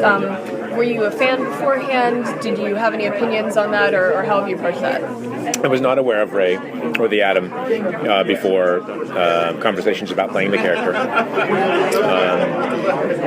And I think they've adapted him in a great way to this kind of modern time. Worked great for Arrow. I think if it was a different show, if Legends had started out before Arrow, Ray would have looked a little bit different. Maybe he wouldn't have Palmer Tech, and been a businessman. So adding that businessman aspect is cool. It allows him to, have attained, certain success and be able to work with a team and work with different people. I think that I don't know that Ray was as humorous in the comics, either. But I was so grateful. That's really why I wanted to play this character. Is I was promised that I was was going to be the levity in season 3 of Arrow, and true to the word, that's what I got to do. And so that still remains my favorite aspect of Ray, is just kind of being silly and goofy, and with a heart of gold, hopefully. Legends of Tomorrow has quickly become my favorite of the CW verse shows, so congratulations. Thank you. For being one of my favorite shows. What I loved about it, though, is that it's got this, it's so bonkers crazy, and you guys kind of leaned into it, especially after the first season. I think, season 2 on, you kind of leaned into, let's just go nuts. Yeah. And to his question, having worked on Superman 12 years ago now, sorry to remind you. I think about it all the time. Like, that's what I'm talking about. Made more money than Batman Begins, and they got a sequel in the Middens. But the fact that some of the special effects that you're doing on Legends is even light years beyond what you guys did on Superman Returns, and doing time travel on a weekly show. How is that kind of difference in terms of doing a superhero movie and doing a superhero TV show with the advance in technology and storytelling, and also you smarter fans. You trust the fans to follow the crazy time travel stuff that you guys do. Yeah. Technology is moving at a rapid pace. The stuff that we did in Superman Returns, which took months and months, could easily be done in weeks. They make the Atom fly amazingly. The stuff they do with miniature Atom, and they talked a lot about face replacement in Superman Returns, and I don't think they used it so much. But in Atom, in the E.T. episode, which was great episode of this season, when Atom toy is sitting on the shelf, that's all face replacement. That's the stuff that they're doing is pretty amazing, and that's only, that's on a TV budget. That's not on a film budget. So our special effects team does an amazing job with everything they have to do. I always say, if you gave Berlanti's folks a fraction of a big budget movie, you guys could make your own Legends of Tomorrow film or your own version of the Justice League film. Yeah. For a fraction of what they make. Hey, maybe someday. You mentioned the bringing levity to the character and everything, and of course you've been Superman, and now you're Ray, Adam, and you've been on Chuck, which I love. Thanks. And so, do you see the impact of your roles to the fans when you, for instance, go to events and everything? What do you think it's bringing to the world to have these characters on TV and movies? Oh, for one, it's entertainment. If that's the most we can do, then that's a nice thing every once in a while. And then I've met people who their first date was going to see Superman Returns, and they're married and they have kids, and wow, that's astounding. I play but a small role in that. I was the guy, but all these other people. The thing is, it's not just me. Everybody who made that movie and made it, thousands of people that made that happen. So that is something that connects all of us. And I think we don't always think about the people on the screen, but all these people helped create this moment for this couple, for whatever experience you're having. So that's a powerful thing, to know that we are all influencing each other in so many positive ways. Is what I think is the transformational thing about film and television, and then putting forward ideas that are not talked about, subject matters that aren't talked about, differences, religions, ethnicities that haven't gotten the light of day and need to be expressed, that we are all humans and the same, and are deep down. Best expressed in fantasy. Yeah. Because if you can't hear it, somebody's saying it right to your face. Right. Maybe this will help you. Well, thank you so much. Thank you. Brandon. Appreciate it. Thank you. Does it matter? Right there? Yeah, sure. Welcome. Yeah, thank you. Thank you. Hey. Hi. Hello. How you doing? Is that your son? Sort of. Oh, okay. Close enough. Okay. So, thank you for being part of this. Thank you for being here and speaking. Oh, thank you for having me. My name's Keith. This is Patrick. We're with the Nerds of Color. You're free to take that bookmark if you want. Oh, sweet. Thanks. Swag. So, what is it like, kind of being thrust into this position as, being a superhero? Yeah. It's like, well, first of all, it's a dream come true. I've always been a superhero fan. I mean, I used to get up every, sometimes even set my alarm to get up to watch the Dating Myself or watching the Super Friends back in the day. Finally, someone who was a DC friend growing up. Everyone else was Marvel. No. I mean, I think, I loved everything superpowered.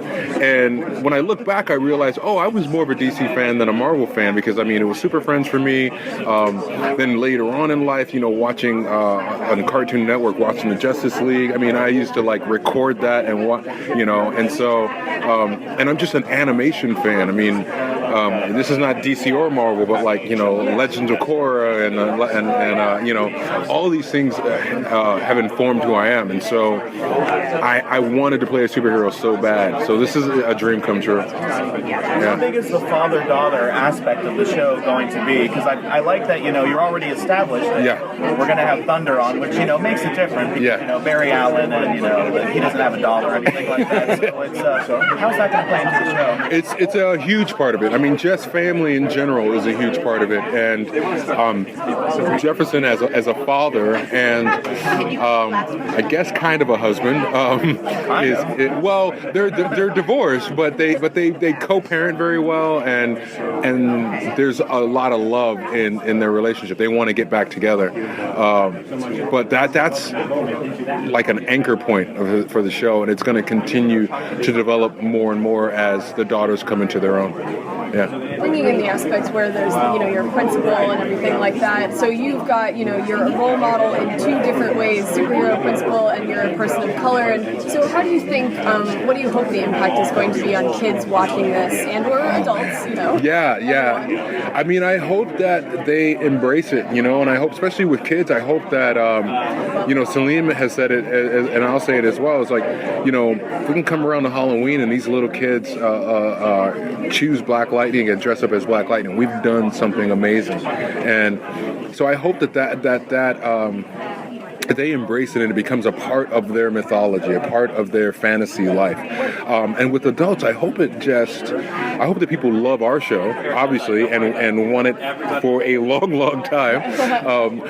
My kids in their college fund hope that as well. But I also hope that it sparks an appetite for diversity, that it sparks an appetite to have then a show about an Asian superhero, has a show about, the Blue Beetle, and I hope that it sparks a movement that creates diversity and where everybody can look and see themselves represented. Yeah. And kind of going off of that, when you're talking about diversity, can you just talk about the importance of being here for this event that is all about representation and is it's happening on MLK weekend? And so can you just talk a little about the importance of being here for this weekend and this event? It's phenomenal. When we were at San Diego Comic-Con, we were coming back in July, when they told me we're thinking about doing this at this time of year. To be quite honest, I cried because of just the impact and the fact that I was and I get to be a part of that. I just felt so privileged, and it's just a wonderful, perfect convergence of time. I mean, it's MLK weekend, and all. So to have it here, and you can't market anything better than DC and DC, right? I mean, that's just Why made. have we never thought of it before? I know, right? It should be every year. So it's phenomenal, and it's also phenomenal to be a part of it. I'm just so thankful. Yeah. So how Last question. work with Thunder?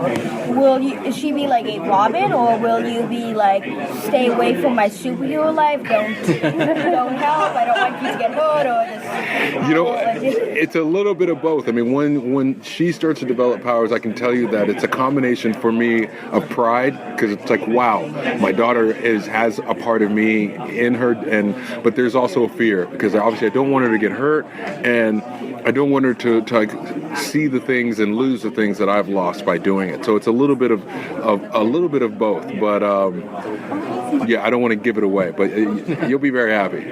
I'm part of the DC TV podcast network as well, and one of our sister podcasts is the Black Lightning podcast. So they are very excited for your show coming up this week. Could you speak into the mic and just say, I'm Chris Williams, and you're listening to the Black Lightning podcast? Yeah. I'm Chris Williams, and you're listening to the Black Lightning podcast. Thank you so much. Yeah, you're welcome. Hi, Thanks, Chris. guys. Before you go, I just want to say on behalf of the Nerds of Color and representing #Black Heroes Matter, thank you for what you're doing, and we're looking forward to you being our representative out there. Oh man, thank you. I just want to say I'm extremely honored, and thank you for accepting me, and I hope you really enjoy the show. I think you're going to love it. Thank you so much. Thank you guys so much. Thanks, guys. Yes, thank you. Bye, thanks. Bye. See you later. All right, have a seat. Good morning, everybody. How are you? Ladies and gentlemen, John Ray. Everybody good? Yes, Having sir. a good morning? Just getting my video set up. All right. So while she's getting set up, I'm Keith Chum with the Nerds of Color. Hey, I'm look at that. Big fan of yours. Actually, here's a secret no one's known. One of the inspirations for forming the Nerds of Color is that there was this website called That Minority Thing many years ago. Oh yeah, I know somebody was involved. I think with that. so. And that was one of the influences. I think one of the writers was a friend of mine, Micah May. Yeah. So she's a friend of mine, and that was one of the inspirations for starting the Nerds of Color. Well, so. terrific. I'm glad that So please have I was able to inspire somebody in some way, at least once in my life. Yes, sir. Thank you for being part of this. Thank you for coming here to DC and DC and speaking with us. It was just announced your new book, what is it, The Alternate History of DC? The Other History of the Other DC History of movies, DC. yeah. That is an exciting premise. Who approached whom? Did you come to DC and say, I want to write about Renee Montoya and Katana and all these characters, or did they come to you and say, we have all of these characters of color, can you write about them? No, we had the second series of the American Way was underway, and it was going very smoothly. And they asked me if there was anything else that I want to do or write about, and I said, there's this project. And I really, I'm pitching it. It was one of those things where the expectation for a no of like, no, you can't take our heroes, you can't do that, you can't. And it was, everyone was so enthusiastic about it, and just one of those things where I never felt in other work that I'd done that sense of urgency of, let's do this. How quickly can we do this? It was very, very exciting. So it was very mutual. It was something that I wanted to do and present it, but the enthusiasm was just something that I'd never really felt before. It's an exciting premise. Can you just recount who are exactly all of the characters that are going to be in the book? I know Katana. Well, the characters that I'm thinking about, and I don't want to say exactly because I don't want... There's some spoilers. Well, not even spoilers, but people going, well, you said this person was being and they're not. Right. Think of almost any iconic character of color, of a different gender, Vixen, Renee Montoya, Katana, certainly Jon Stewart's, potentially Jefferson Pierce, his family, his daughters. There truly is a wealth of characters to pick and choose from. And even as this news is barely 24 hours old. Right. And I've had, people coming up to me and go, oh, you got to have so-and-so in it, you got to have this person in it. So I'm very excited what excites me is the enthusiasm so far for people, not just people going, oh, that's interesting, that could be a good book, but people going, oh, you're going to have this character, or, what's the story, what's the format, how's it going to lay out? So I think there's something there, and I think the timing is right, the enthusiasm in there, and it'll be interesting, honestly, for me to see which of these characters make the cut. Everybody can't. But I'm excited for myself to be able to go back and go, oh man, I'd forgotten about this character. Mal, whatever happened to Mal? But that's somebody who was there at the beginning. Yeah. And would love to see whatever happened to him. I know that we're DC and DC, but I do have to ask, is the Marvel TV project still something that's on any sort of back burner or burner in general, or has that gone the way of the dodo bird?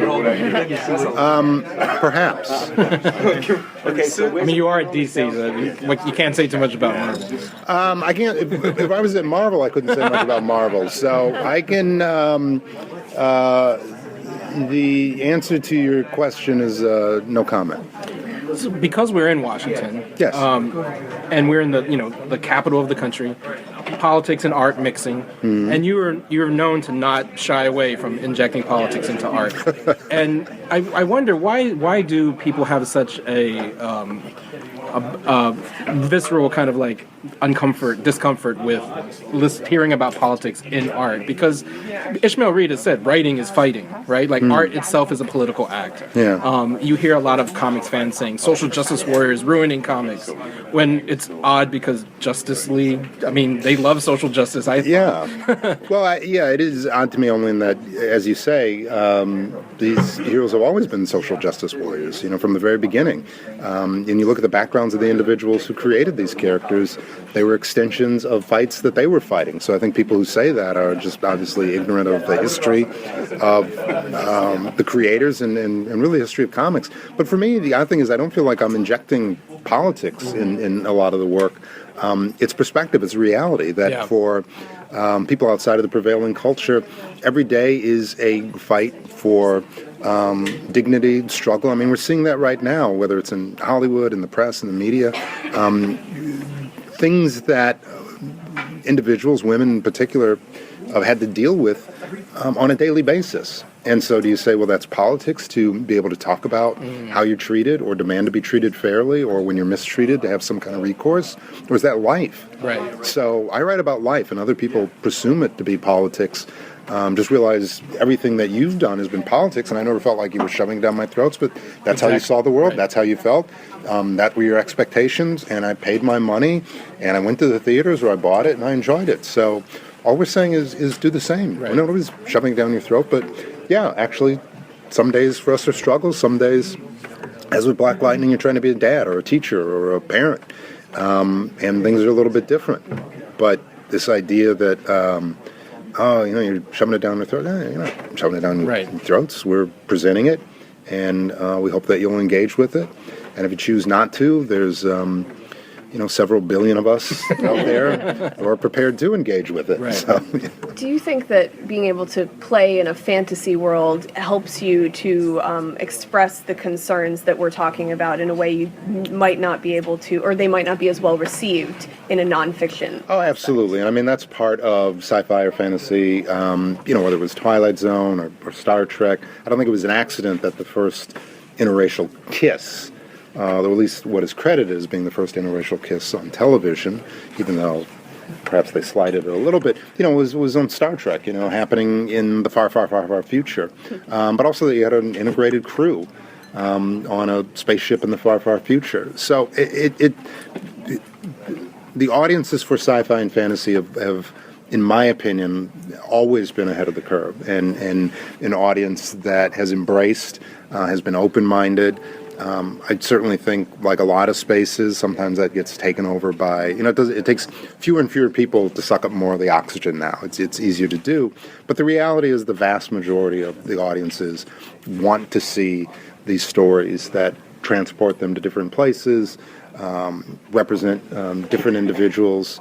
It's obvious and it's true. So, yes, it's absolutely easier, but part of it is easier because that audience has always been more receptive. I'm also a big fan of The American Way. And what brought you back to that world? Like, it was, 10 years ago? It was exactly 10 years. It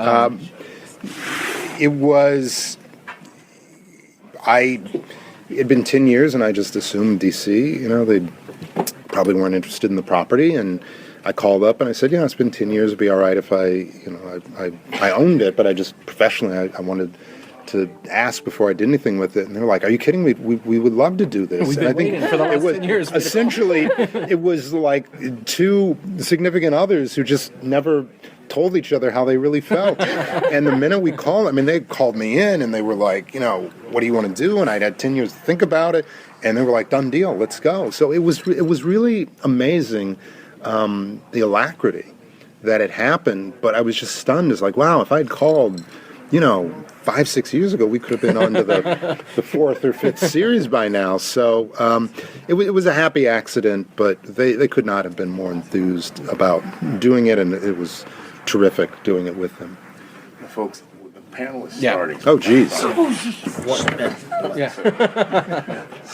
you want to do a drop for this? Yeah, if you want to do your drop. Wrap up real quick. Downstairs. Okay, great. Go ahead, Patrick. Awesome. Thank you so much, sir. Appreciate it. I'm Patrick with New Release Wednesday and the Nerds of Color. We are also representing # Black Heroes Matter.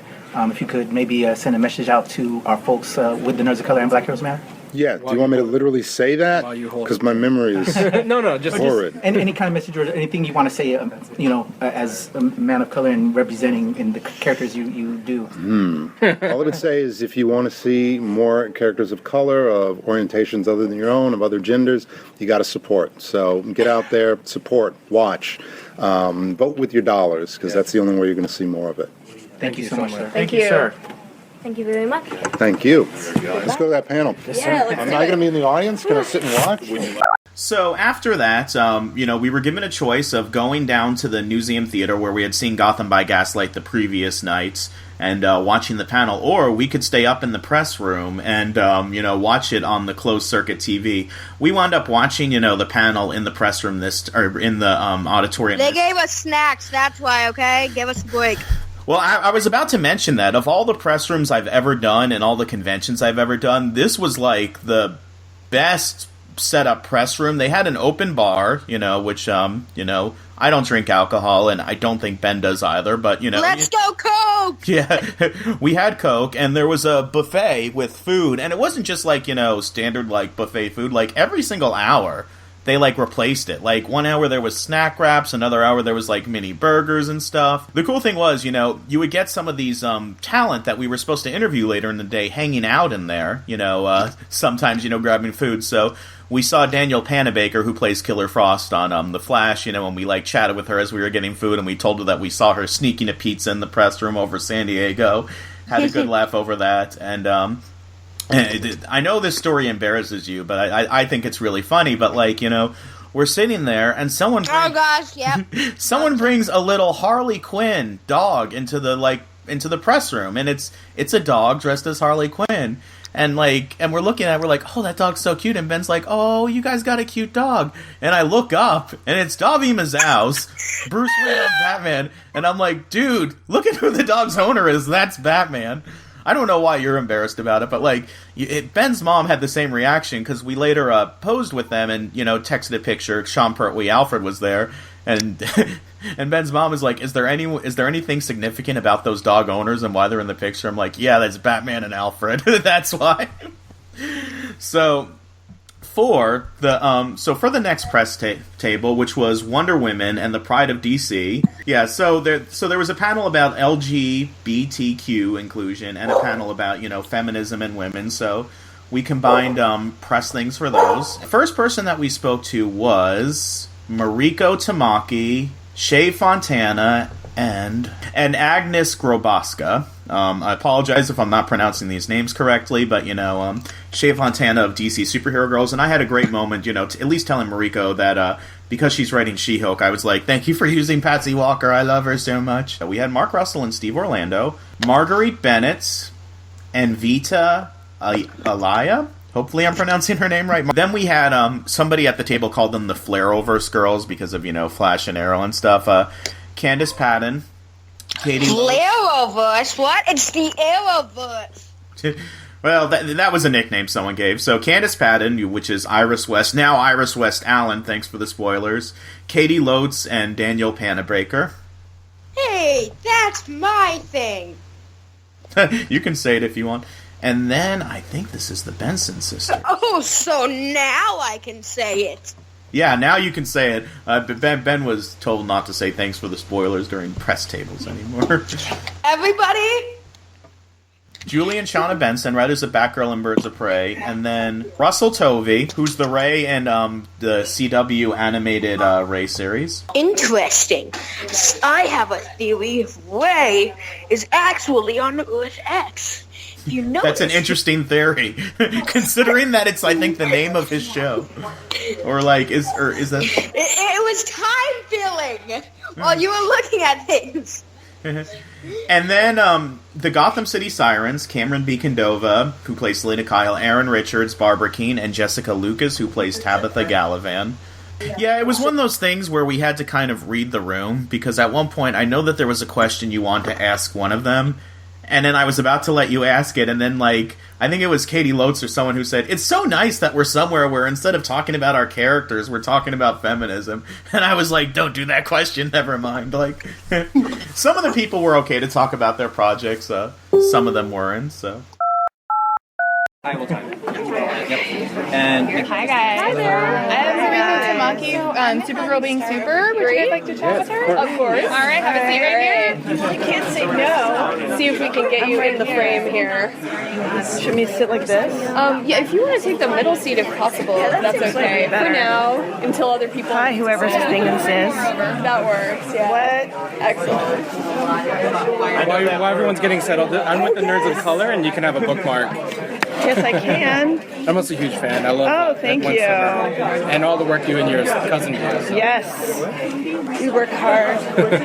Yes, we do. So my voice is like... Yeah, I'm sure. My voice is that like just jet speaking for lag an hour. voice. Yeah, exactly.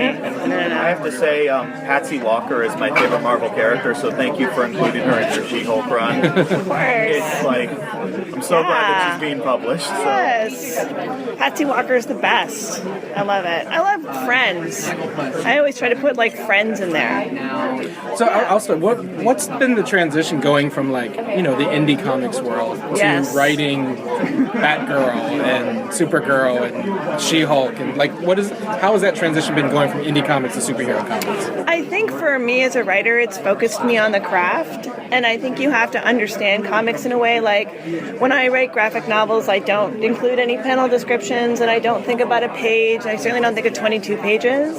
And when you write for like a series, you have to understand the mechanics of an arc. You have to understand how 6 issues work together, how one issue ends so that you want to read the next issue. You have to understand timing, and you have to understand a page, which I'd never thought of until I started writing for mainstream comics. And I think I think there's this kind of notion that the only kind of writing that's legit is like stuff that just comes from your own brain, by your lonesome.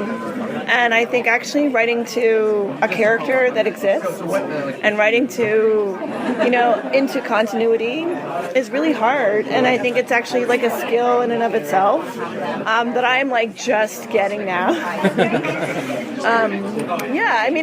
It's like the nerdiest job in the world.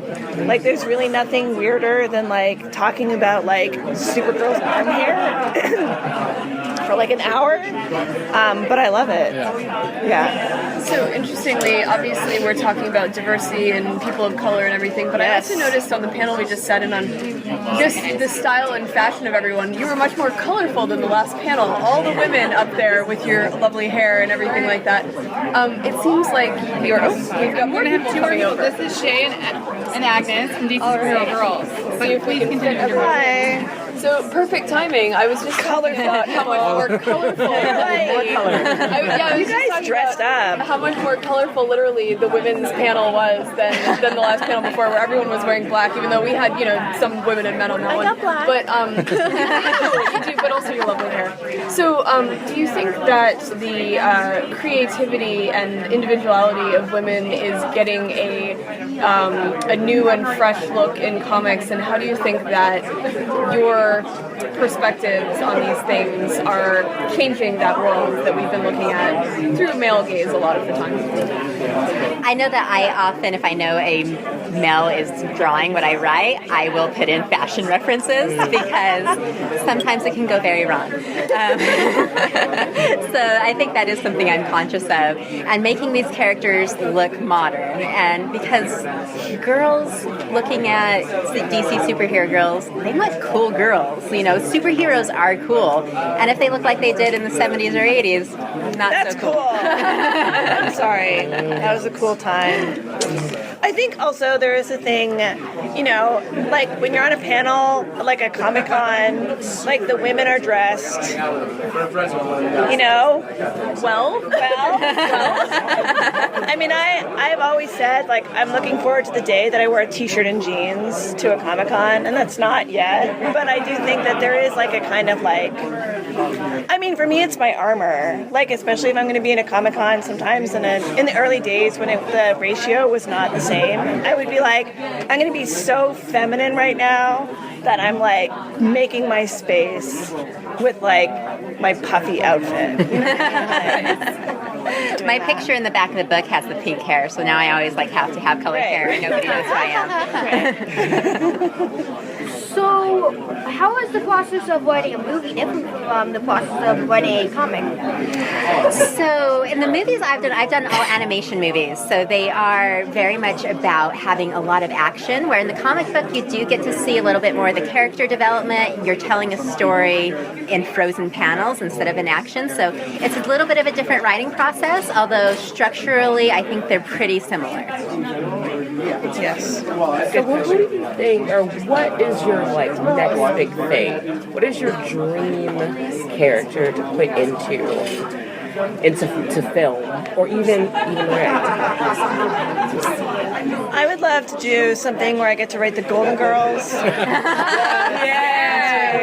Whatever I'm doing. I would love Golden Girls Plus. That would be fantastic. Like if Batman's grandmother was you gotta come and look after my place, and he had to deal with these women who are that's not how you do the front line. I think that would be awesome. I don't know. I'm kind of working on a dream project right now because I've always wanted to work for DC, not just work for DC, but on their female characters. So I was so annoying to try to audition for getting the job as the artist. I was persistent little bugger because I'm see, I could do it. See, I could do it. And finally, they gave me a chance. So we're working on this Spaced Out right now. We're working on a character called Jessica Cruz, and I am so in love with this character because she is such a flawed character that's learning. She just basically the ring dropped. She's a Green Lantern. She got the ring. She doesn't know what the heck she's doing, and she's surrounded by all these girls that already know what they're doing. They got their powers kind of sorted out, and she's here going, "Oh my god!" And I got to draw space and Green Lanterns. I'm a Lantern fan. I got my Black Lantern fan ring on. So this is my dream project. These characters are flawed and amazing and relatable, and they do just the coolest superpower stuff. So I'm very happy right now. Similarly on DC Superhero Girls and on Wonder Woman, the last 3 years with DC Superhero Girls, it's just been such a dream come true to be able to pick any of the female characters I want from the DC universe and be able to bring those in and to write them. I would like to do more male characters in the future. I think that's the next step for a lot of female creators because we kind of get pigeonholed in writing female characters. So I would love to bring those same sensibilities to male characters, and when you have little boys reading them, they can see strong female characters too. Speaking of Superhero Girls, how much collaboration is involved? Because it was launched as a multimedia project, right? It wasn't just a comic or a toy line. It was, you have the middle grade novels that Lisa Yee writes, you have the comics, the episodes online. How much collaboration is involved between all of the various creators among all the different storylines? A lot. So I started very early in the process. I wrote the brand Bible. I did the whole kind of creating of the universe, and then the other creators take that and go from there. So I wrote all the animation and the graphic novels, and then it is very collaborative with the artists like Agnes and the other people on the graphic novels, as well as within the other parts of the community, like Lisa Yee, who does the middle grade novels. It's always been a process of going back and forth and make sure we're communicating the same messages and always on that same female empowerment brand. So we're going to wrap. This is the last question for this group, and then we're going to switch talent. Okay. So obviously we're all adults here, we're all fans, but there are also lots of little children. Well, we want to be. We want to pretend, except for this guy. But there are a lot of little kids reading these, and if you had this when you were a kid, in other words, now that these little kids are reading it, what do you think in 20 or so years, 30 years, what do you think it's going to look like for everyone? What do you hope it's going to look like?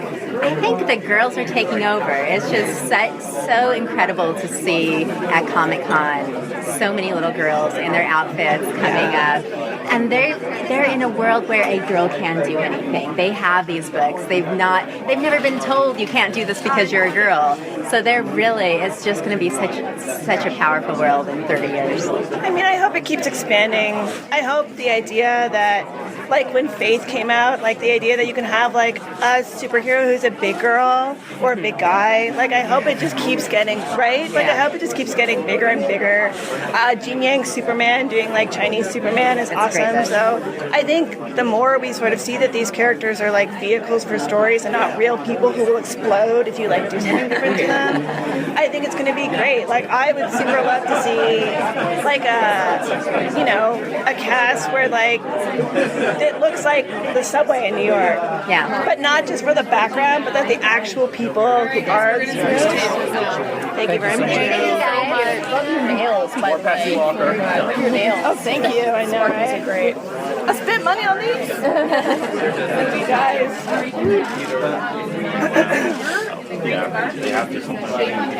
right. Sorry, guys. I'm just trying to make sure we can fit everybody in there. I guess I'll start. So this, DC and DC, I mean, it's something we've never really seen before because it's all about representation and not just comic books, but on television and just in pop culture in general. So what does it mean for you guys to be here, be a part of this weekend? On MLK Day weekend, in DC, like what does it mean for you guys to be a part of this? Well, for me, the important thing about writing has always been taking your characters seriously. That's how you really get to the good stuff, is taking your characters seriously.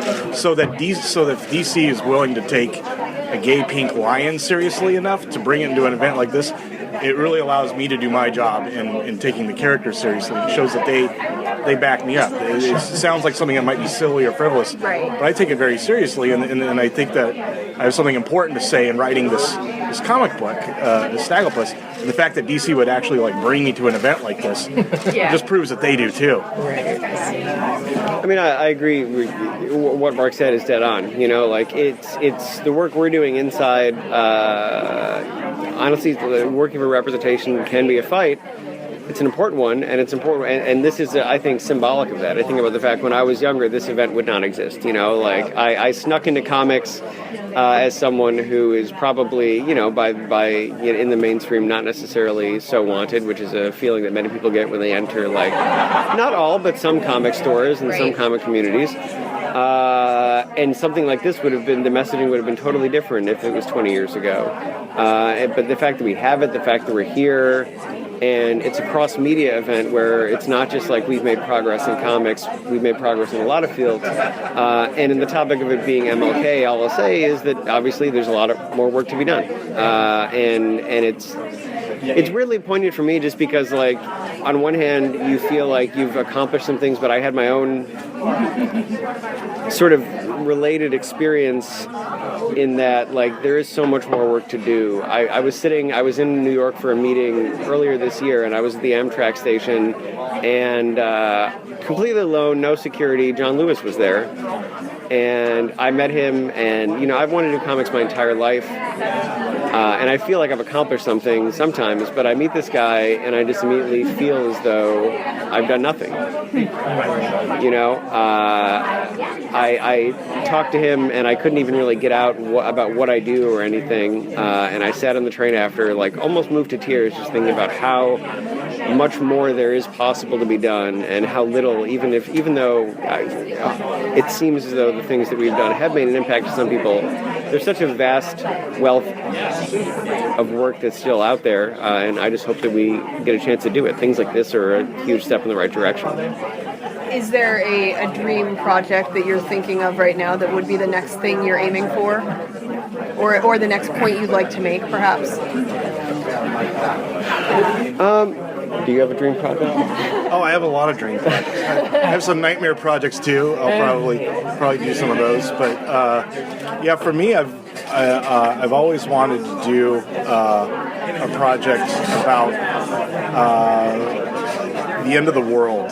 Just because I think that's, even though it's kind of cliche now, there's a lot of post-apocalyptic. I didn't really so much want to do a post-apocalyptic, I want to do an apocalyptic thing. The world is ending, and this is how we confront it.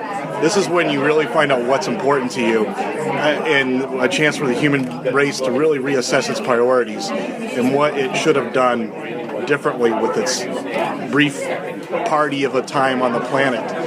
And really, I think what I write, I try to take something that I think would be a good thought experiment. Like when I was writing the Flintstones, I thought, well, this is a good thought experiment about how civilization started and about the things that civilization got wrong and the mistakes they made that we're still dealing with today. And I think I'd like to write something that is a thought experiment in the opposite direction. Like if we're all going to end tomorrow, what would we say about ourselves and what we should have done differently? I'd read that.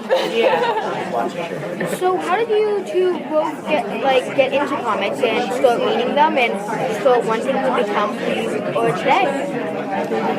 Well, I've been reading comics since I was about 4 years old. So I started buying them at flea markets and things like that. And when I was years after that, it was when they made Superman an electric blue person. And there was an editorial about it, and I realized sort of that, just talking about how they went through the creation of it, and I knew that this is just something I wanted to do, I had to do. As to how I got in, I started going to comic conventions with scripts I'd written and comics that I had attempted to draw badly, and meeting editors, meeting other creators, and building relationships, so that, eventually 17 to 18 years later, because I started going when I was quite young, when opportunities did arise, they thought of me. That's how Midnighter happened. I feel like breaking into comics is like a Rube Goldberg device. You need a variety of things to fall into place, and everybody's story is different. I can think of any number of things that could have gone differently, and I wouldn't have been there. For me, the real magic of comics is that whatever I think of, no matter how crazy or stupid it is, somebody else has to draw it. And to me, that's an amazing power, because it's like you make your own movie, but you don't have a $100 million budget, because with the $100 million comes producers looking over your shoulder and thinking about how this relates to things that were done before, how to make the storytelling safer, how to make it more sort of digestible to the mass public. Whereas in comics, because you don't have that huge budget, they're not dumping a ton of resources in it, you can make a movie, but you can say anything you want, because they are not investing nearly as many resources in it. So to me, that's just like magical. That's why I think really the daring, edgy stories are not coming out of movies anymore. They're really coming out of comics. And to be able to work in a medium like that, where you can take any idea you have and bring it to life that quickly and that immediately, it's like I don't understand why everybody's writing a comic book. Steve, I just want to tell you I loved Midnighter. Oh, thank you. Fantastic. And Mark Flintstone's brilliant. I can't wait to read Snaggle. Just outstanding work. Do you have a favorite moment from both projects individually? Oh man, many favorite. I mean, it's tough for Midnighter. That whole book is a favorite moment for me. I think the publication of Midnighter and Apollo, we almost didn't do it. Like we knew what was going to happen in it with Apollo getting shot and it being about Midnighter rescuing him from hell. And it happened like right after the Pulse shooting, where like the editor, who himself is a gay man, was sort of like, maybe we don't do this, But then as we thought about it more, it was like, no, wait a minute, we absolutely have to do this, because it has these characters going and looking evil in the eye and just saying and giving it the finger and saying, well, no, like, this time you don't win, this time we're not going to stop. So to me, in that book, getting that moment where Midnighter beats the devil, beats evil itself basically, and he has, he steps on his face and says, you answer to me, it's a moment that we needed. It's a moment that I needed, and I became very sort of emotional. I would give interviews to these very patient reporters where I'm basically just swearing on and on about why it's important that this happens, and to give that to people, and if it even gives them a moment of catharsis or something like that, I needed it, and that's what I'm most proud of in it. I think I'm going to wrap you guys up. Sorry to interrupt. Answer, and then we're going to move on, okay? Okay. I think my favorite moment in the Flintstones was the marriage issue, just because it was such a pure parable for me. I got to write it like basically an Aesop's fable, the way I saw it. And also it allowed me to create this primordial gay couple named Adam and Steve, which I thought was funny. Great. Thank you guys so much. Thank you so much. Thank you guys.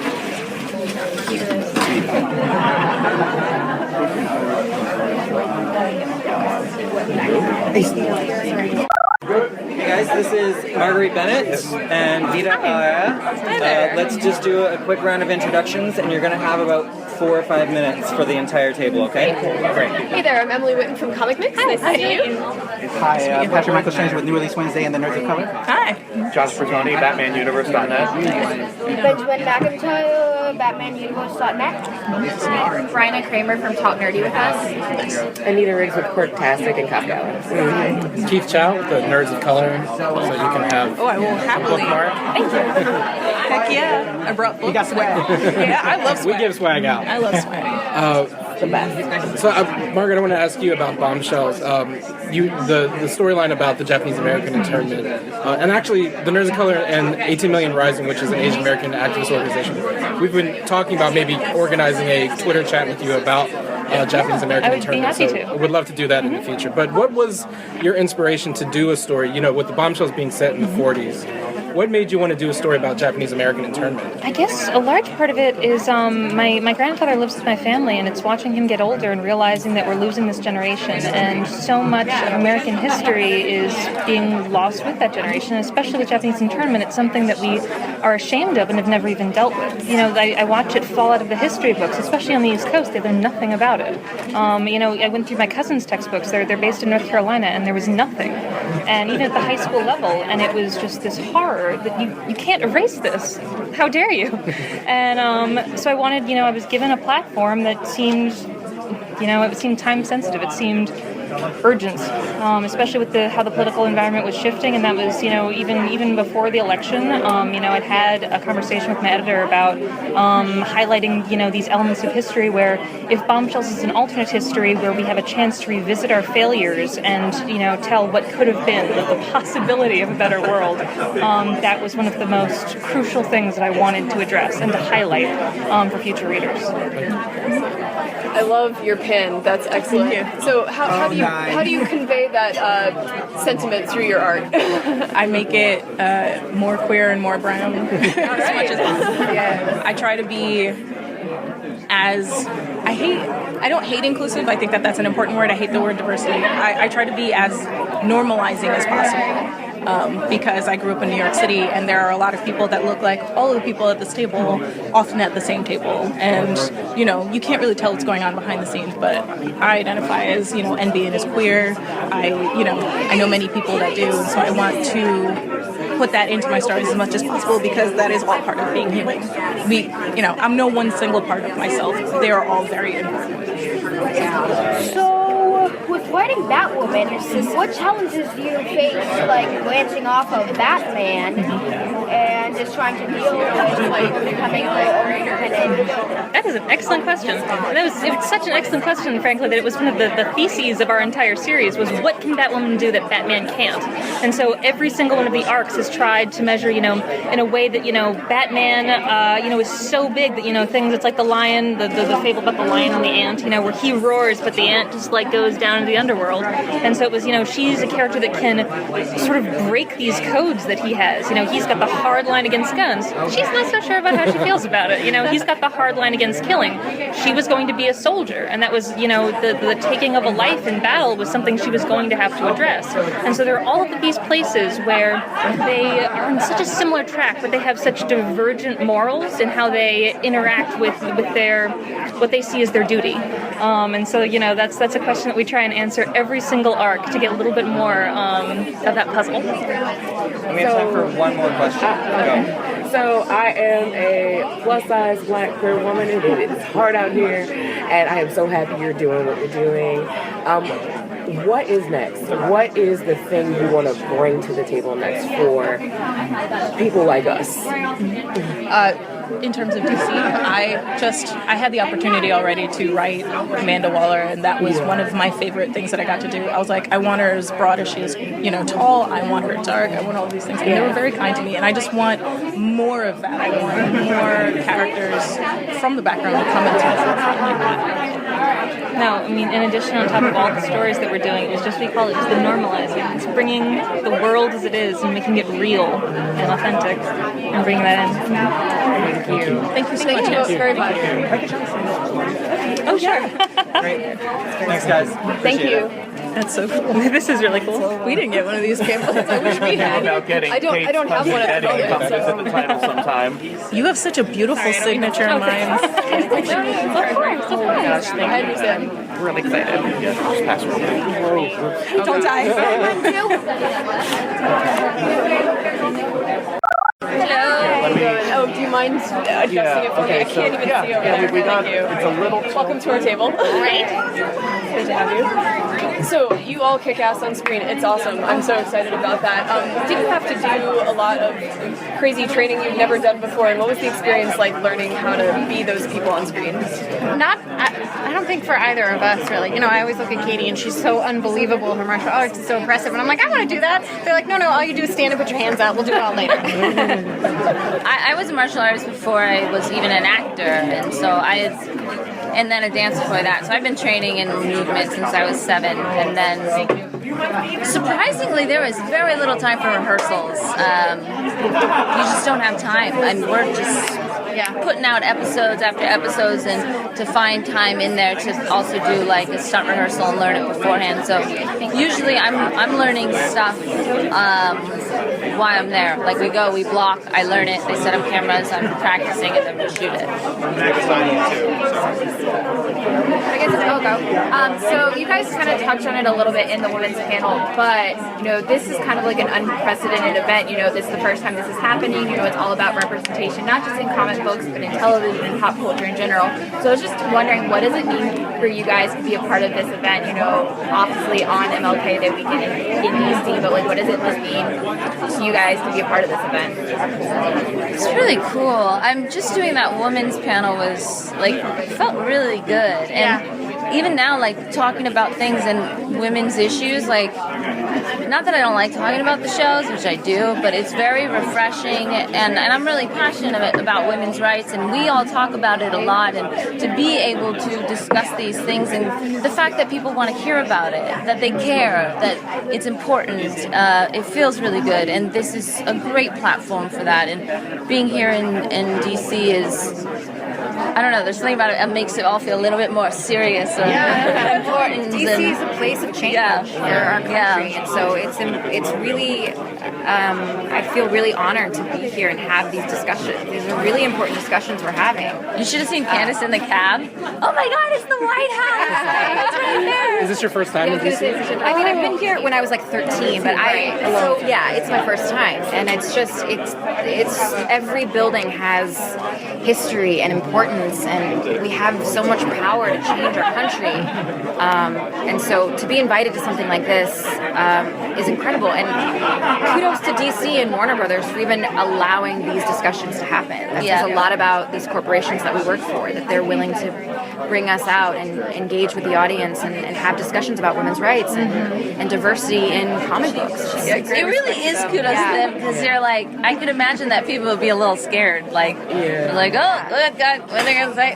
Well, you know, I mean, that's interesting, because this is DC, and this event is the nexus of politics and art, right? And you have certain people who may say, you don't want politics in my art. I just want to escape and watch superheroes. But can you divorce politics from Politics art? has always been in art. I mean, you look at Superman and his inclusion of people who are immigrants. Right. That was always a part of like his story and his character.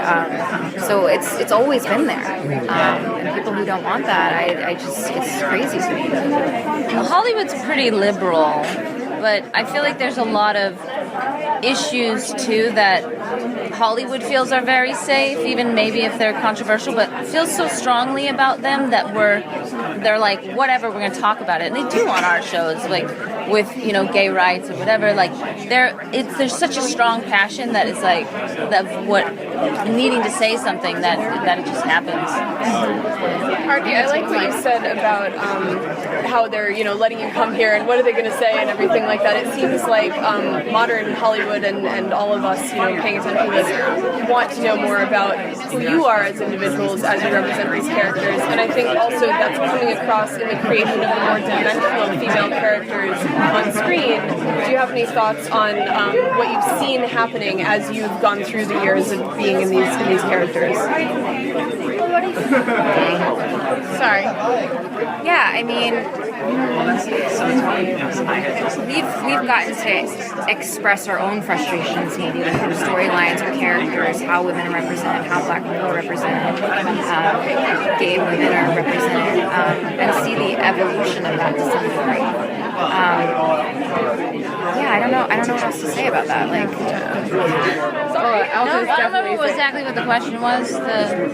Essentially, as you have portrayed your character, are you seeing the rounding out of the female characters, and what have you noticed as you've gone on? I think as we're watching these characters evolve, I think Warner Brothers, CW also are watching them evolve and seeing where mistakes are being made, or where things are working, where women need to be strengthened. So yeah, it's kind of a course correction, and the more we do it, the better these characters get. And the audience wants to see it now. Yeah. Like, it's not. If they had made Sarah captain and everyone was like, no, like a woman, it shouldn't be the leader, then, they would probably change it. But it's like they're going off what the audience wants to see. But the audience wants to see Iris do things. They want to see you have your work. Like, what is not just being a plot point to push a male's story forward. So it goes. Honestly, I give the credit to the audience for demanding these things, because they're the ones that are making it happen, and then for the writers and producers to have the bravery to be able to take the chance and the risk to portray those characters and go that direction. Yeah. So I'm sorry. That's okay. You can ask your question, then our young friend had a question, and then we're going to be finished. Okay? Thank you. First of all, I'm super starstruck right now. I'm trying really hard to not shake. But thank you so much for coming here. I am a woman. I am queer. I am black. And thank you. Oh You're checking off all the boxes. I'm trying not to. What do you want to see your characters do next? What is the next step? What do you want your character to change in the general public? What do you want your characters to do? I think in the context of the show, I want to see deeper interpersonal relationships with all the different characters. I think we've done a lot with the superheroes, which is fantastic. But originally our heart was all about the heart. Our show was all about heart, humor, and spectacle. And I'd like to get a little more heart back into it. I think with my character, one of my favorite parts and most meaningful parts is the fact that she's bisexual. Having that representation, and I think I would like to see her. I'm loving the direction that it's going right now, but I also think it's important to not gay wash her, and see that bisexuality, because also I think it's really hard for people to understand. People are not maybe around it, what bisexual is or what it means, and so making sure that we keep that, and so we make it more, normalize it for more people. I think I'm pretty happy with the direction that we're going. I don't know. I'd love to see her get back to being a reporter at some point. I don't know how that works in our show. That's something I always kind of hold out. She can be an activist. Yeah. So what challenges do you guys face being female and I think she was. What challenges? Is that what you said? Yeah. What kind of challenges do we face as the characters, or no, as women in the male-centric, DC universe? Well, one funny thing that happened to me when Sarah first got put in as captain, in the beginning, everyone was like, "We need you to be more authoritative. Can you say that more?" Everyone was pushing me to do it in a way that a man would do it, and what they thought. And they're like, "Can you do it? Maybe you should be less emotional. Maybe you need to be more. Can you say it more strong?" And I'm like, guys, I don't need to become a man to be able to become a leader. And I thought it was really funny the way that they're like, "Can you do it more captain-y, more?" And I know how to be a leader. And it's different. And so I thought it was really funny that they thought in order for me to be a leader that I had to be kind of like a guy, rather than just being able to play it how I thought I should play it. For me, I really struggled for several seasons with Caitlin having an identity, and maybe you can relate, outside of the man she was with. For 3 years, she just got a boyfriend every year, so I definitely have struggled with that.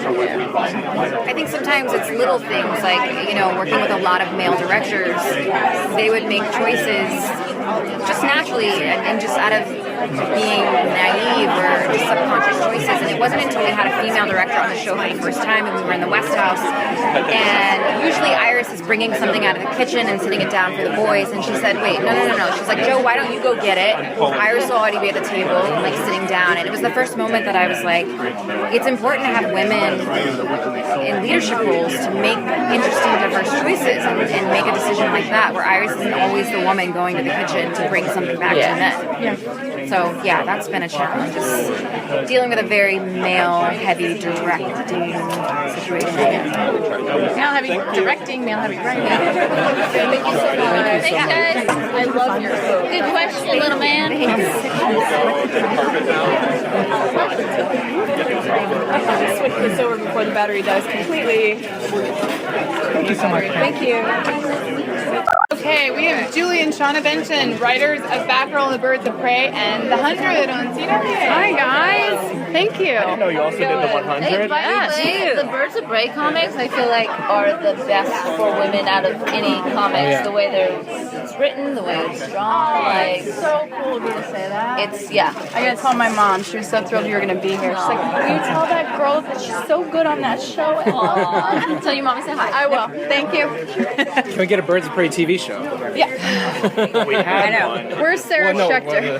Ahead of its time. Ahead of its time. It's now perfect time. It is now perfect Because time. you can definitely have a show with 4 or 5 female leads and nobody bats an eyelash. It really does feel like the perfect time. What is that like for you, having worked in this industry for some time and now it suddenly feels different in a way?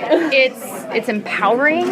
It feels like, look, I've never been a shy flower. I speak my mind to my own detriment. But now at least other women are doing the same thing and feel empowered to support each other and to talk about how much we make behind the scenes so that we all are informed. Because if we're not educated and we keep everything as a secret, we're never going to advance. We can't get past it. And we're surrounded by so many good men too. We're lucky that we've had a lot of good peers and support, just support in comics and in TV.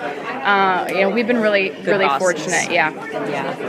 Not really a question, but I had to thank you because growing up in the 90s, Barbara Gordon as Oracle was like what I came up with. And it's great that she's Batgirl again, but something was, missing. And I was saying, why can't she do both? And at the end of that first Birds of Prey arc where it ends with Barbara Gordon sitting in the chair and she's like signing on as Oracle and it says next issue, Barbara Gordon as Oracle. That was like the comic version of a hug. That was a hug to us. And really what the spirit of Rebirth was, having the best of both worlds. So thank you for doing that. Thank you for saying so. I think it was something we also kind of evolved into. I don't know that it was necessarily in our original game plan because there was sort of this idea of let's have a new Oracle and see what happens. And we thought, well, that's fine.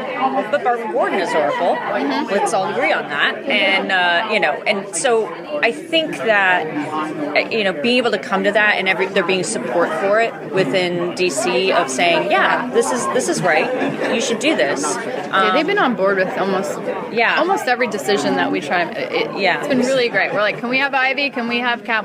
They check. Yeah. You have to be careful about continuity, but we steal whoever we can all the time. Oh yeah. I have a question about Ivy. Go on. I love your hat. So Ivy is in general kind of sort of like a means to like an end a lot sometimes when she's portrayed. Do you foresee like her like running, like really running the show for once, like actually being the one in charge of something, not just helping someone? Does that make any sense? Oh, sure. She needs her own title. Yeah, she needs her own title. She's been around for such a long time. Yeah.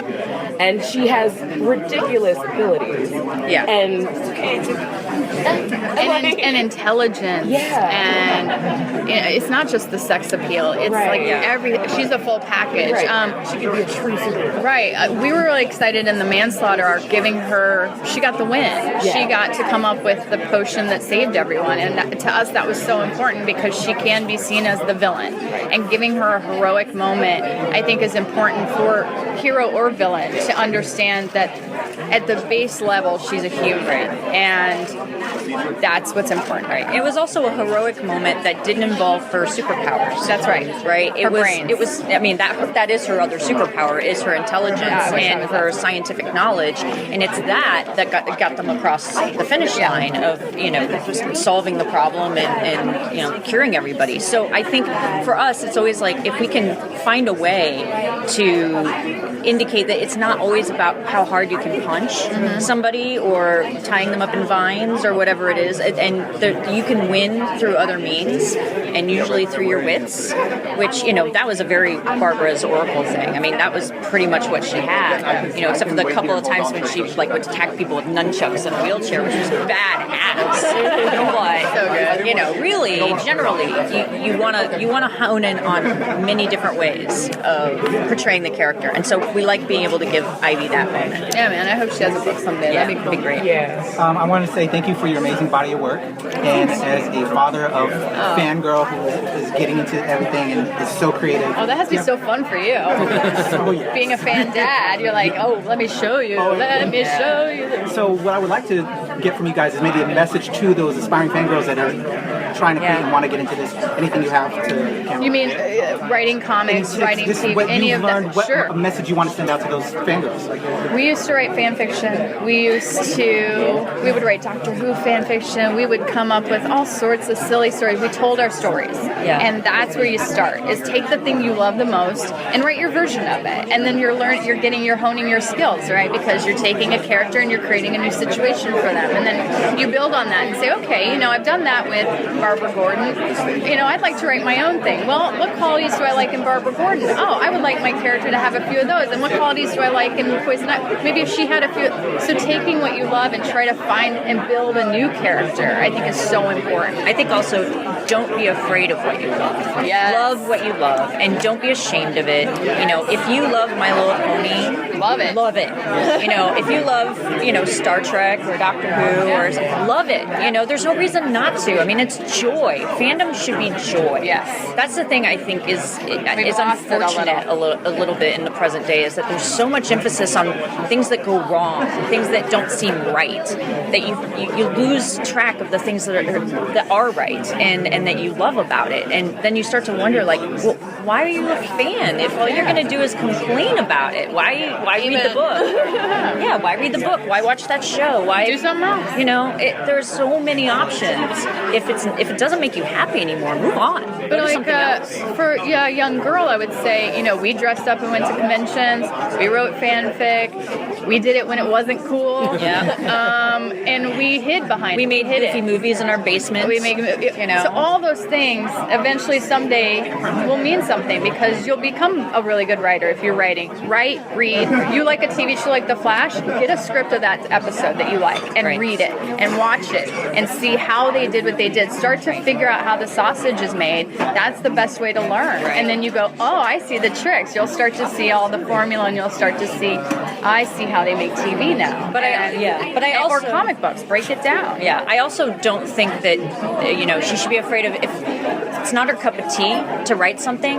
Maybe she'd rather be Oracle, not necessarily in a wheelchair, but she wants to be someone who is a computer science. Get into a STEM, area field of expertise. I've got to wrap these two. I'm so sorry. They're really getting into it. I'm so sorry to interrupt. Anyway, so do that. All right. Follow me. Okay. Oh, there we are. We have the same stupid bios here. Yeah. Well, that's They also mixed up our names. Did they? Oh my God. Look at that. Fighters the Ray. We only have time for 2 questions. Hi guys. Oh my God, I'm ready for his panel. How's it going? Hi there. Hi. Welcome to the table. Thanks. This is the fun table. Yeah. Is that going around that this is the... They've said you want to get on this table. It's really exclusive. They're quite cliquey, but if you can get in there. When you were doing the animation, with the Ray and everything, did you know that you get a chance to do it with the live action crossover? I did them both at the same time. So I was filming the live action crossover, and at the weekends I was going off and doing the animation. So they fed into each other, which was brilliant. What was that experience like doing... So you went in and you said, I'm going to be the Ray. Yeah. It's because it's one thing doing voice acting. You don't have to wear a helmet and costume. I always do, but yeah. To get in character. Yeah. So, but to go from that and then going on the stage with all of these other superheroes in their costumes, what was that transition like? Doing animation is very solitary. We had people down the wire in LA who was talking to me and directing me while we was in Vancouver doing the voice. And then you go on set. Well, what was just brilliant is that the origin story gave me all of my research and backstory for Ray Terrell. So when I went back to do the live action stuff, I really knew who this guy was. I'd really fleshed him out because they'd given me all that information. So they definitely played into each other. And being on set with everyone in their superhero costumes was just bonkers. It was just, I remember one day, and you must have seen the line-up shot with all of us. We was all there that day, all in our squeaky leathers, and we were all looking at a hologram which wasn't there. And I remember looking around and going this is awesome. This is proper. This is proper, but also this is crazy. This is insane, but it was amazing. Cool. Yeah. Would you have finished the live action crossover? What's up next for your character? Don't know. We've got more of the animation coming out. 6 episodes have gone out already, and I think there's another 6 coming out. I think you might see one today, another one at the panel. Maybe we'll do more of that. I've no idea. It's all up for grabs. Everything's out there for discussions. Did you realize when you were doing the filming and voice acting that fighting Nazis would be so relevant? Do you know what I mean? Yeah. Yes. I think so, yes. Thank you guys. Thanks, guys. Thank you so much. Sure, yeah.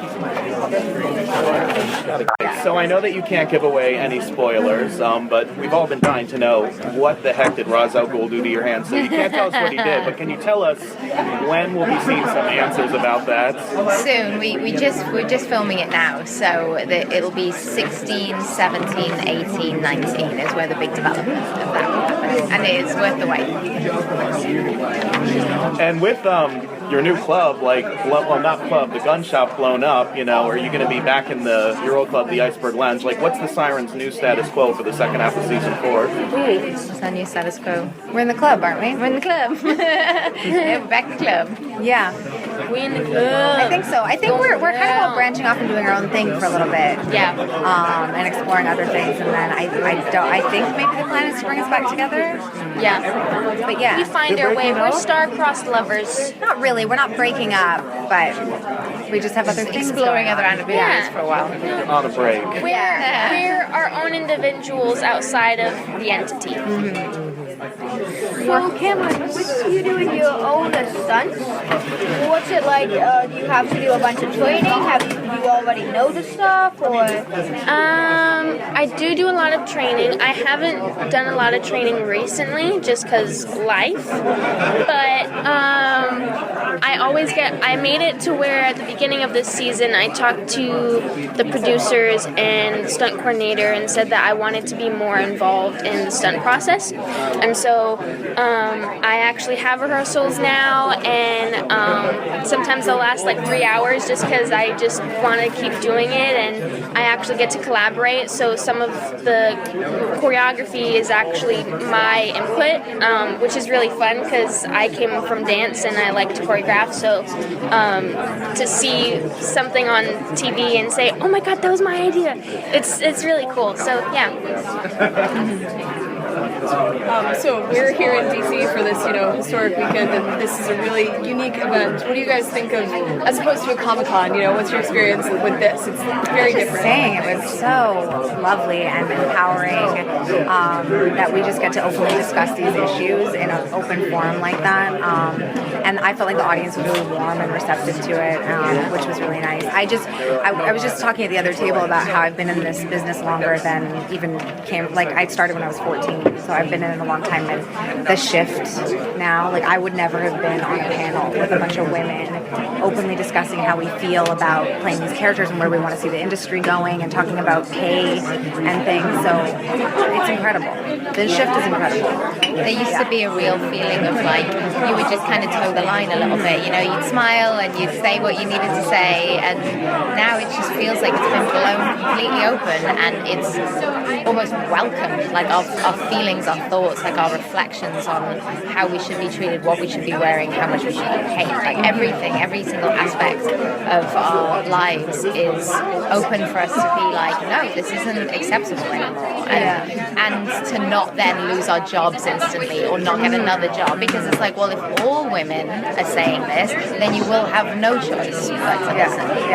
Because there will be no other woman to take the job. Because my sister's like holding out and not letting that happen. And it feels nice to be in a space that is welcoming, because a lot of the time I feel like the topics that we're discussing have always been kind of shut down, like feelings, like depression and anxiety, and I've never been in a space where that's actually been interested in, and to be in a space like this where stuff like topics like that are welcome, and topics like money and job security, it's nice to be able to have a space that you can just talk and not be judged for.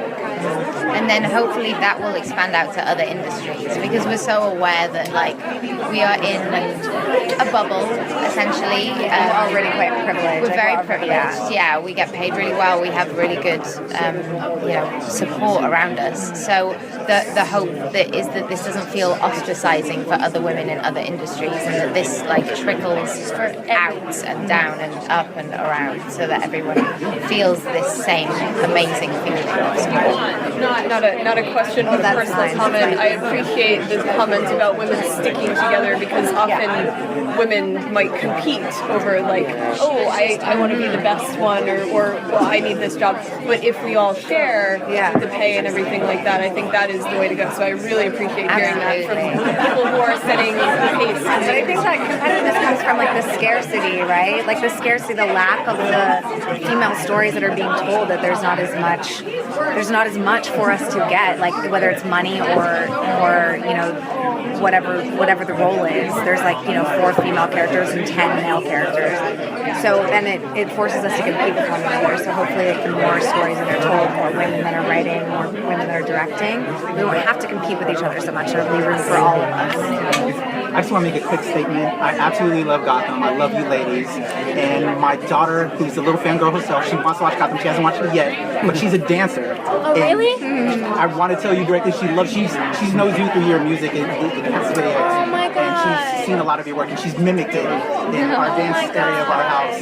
So you guys are fantastic. And Madison Taylor Strange loves you. Madison, I love you too. Thank you.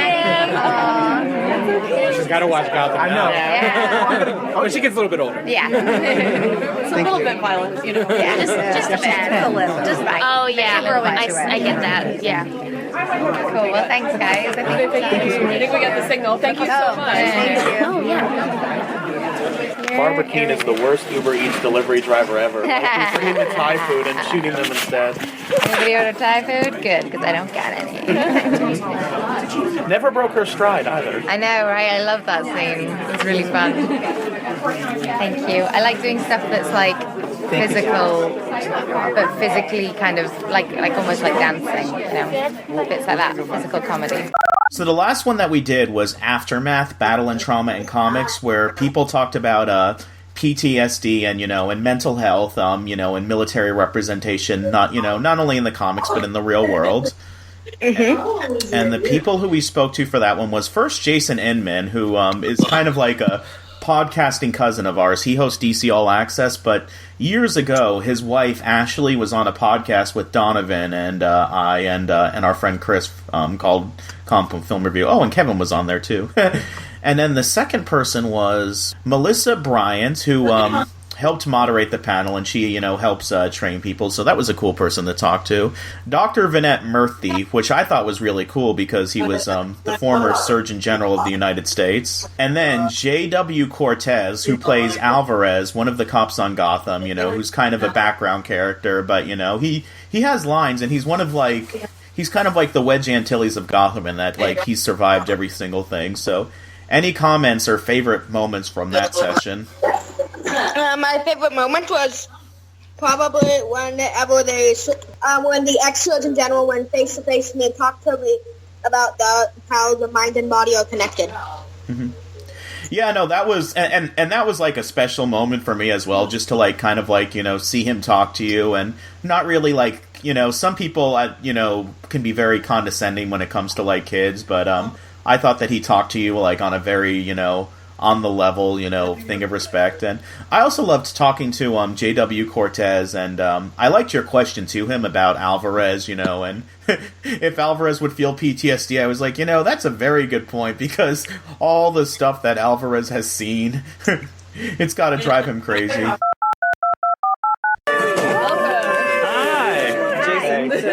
If you guys can do just a quick introduction of who you are, I'll give you 5 minutes with Jason, okay? Thank you so much. Hello. Hi. This is Josh. I'm Benjamin McIntyre. We are with BatmanUniverse.net. And I did a podcast with your wife for like 5 minutes, like 3 or 4 That's years right. ago. Yeah. And you I'm Bryna Kramer. I'm from Talk Nerdy with Us. talk nerdy with us. Anita from Quirktastic. Nice. I love your hat.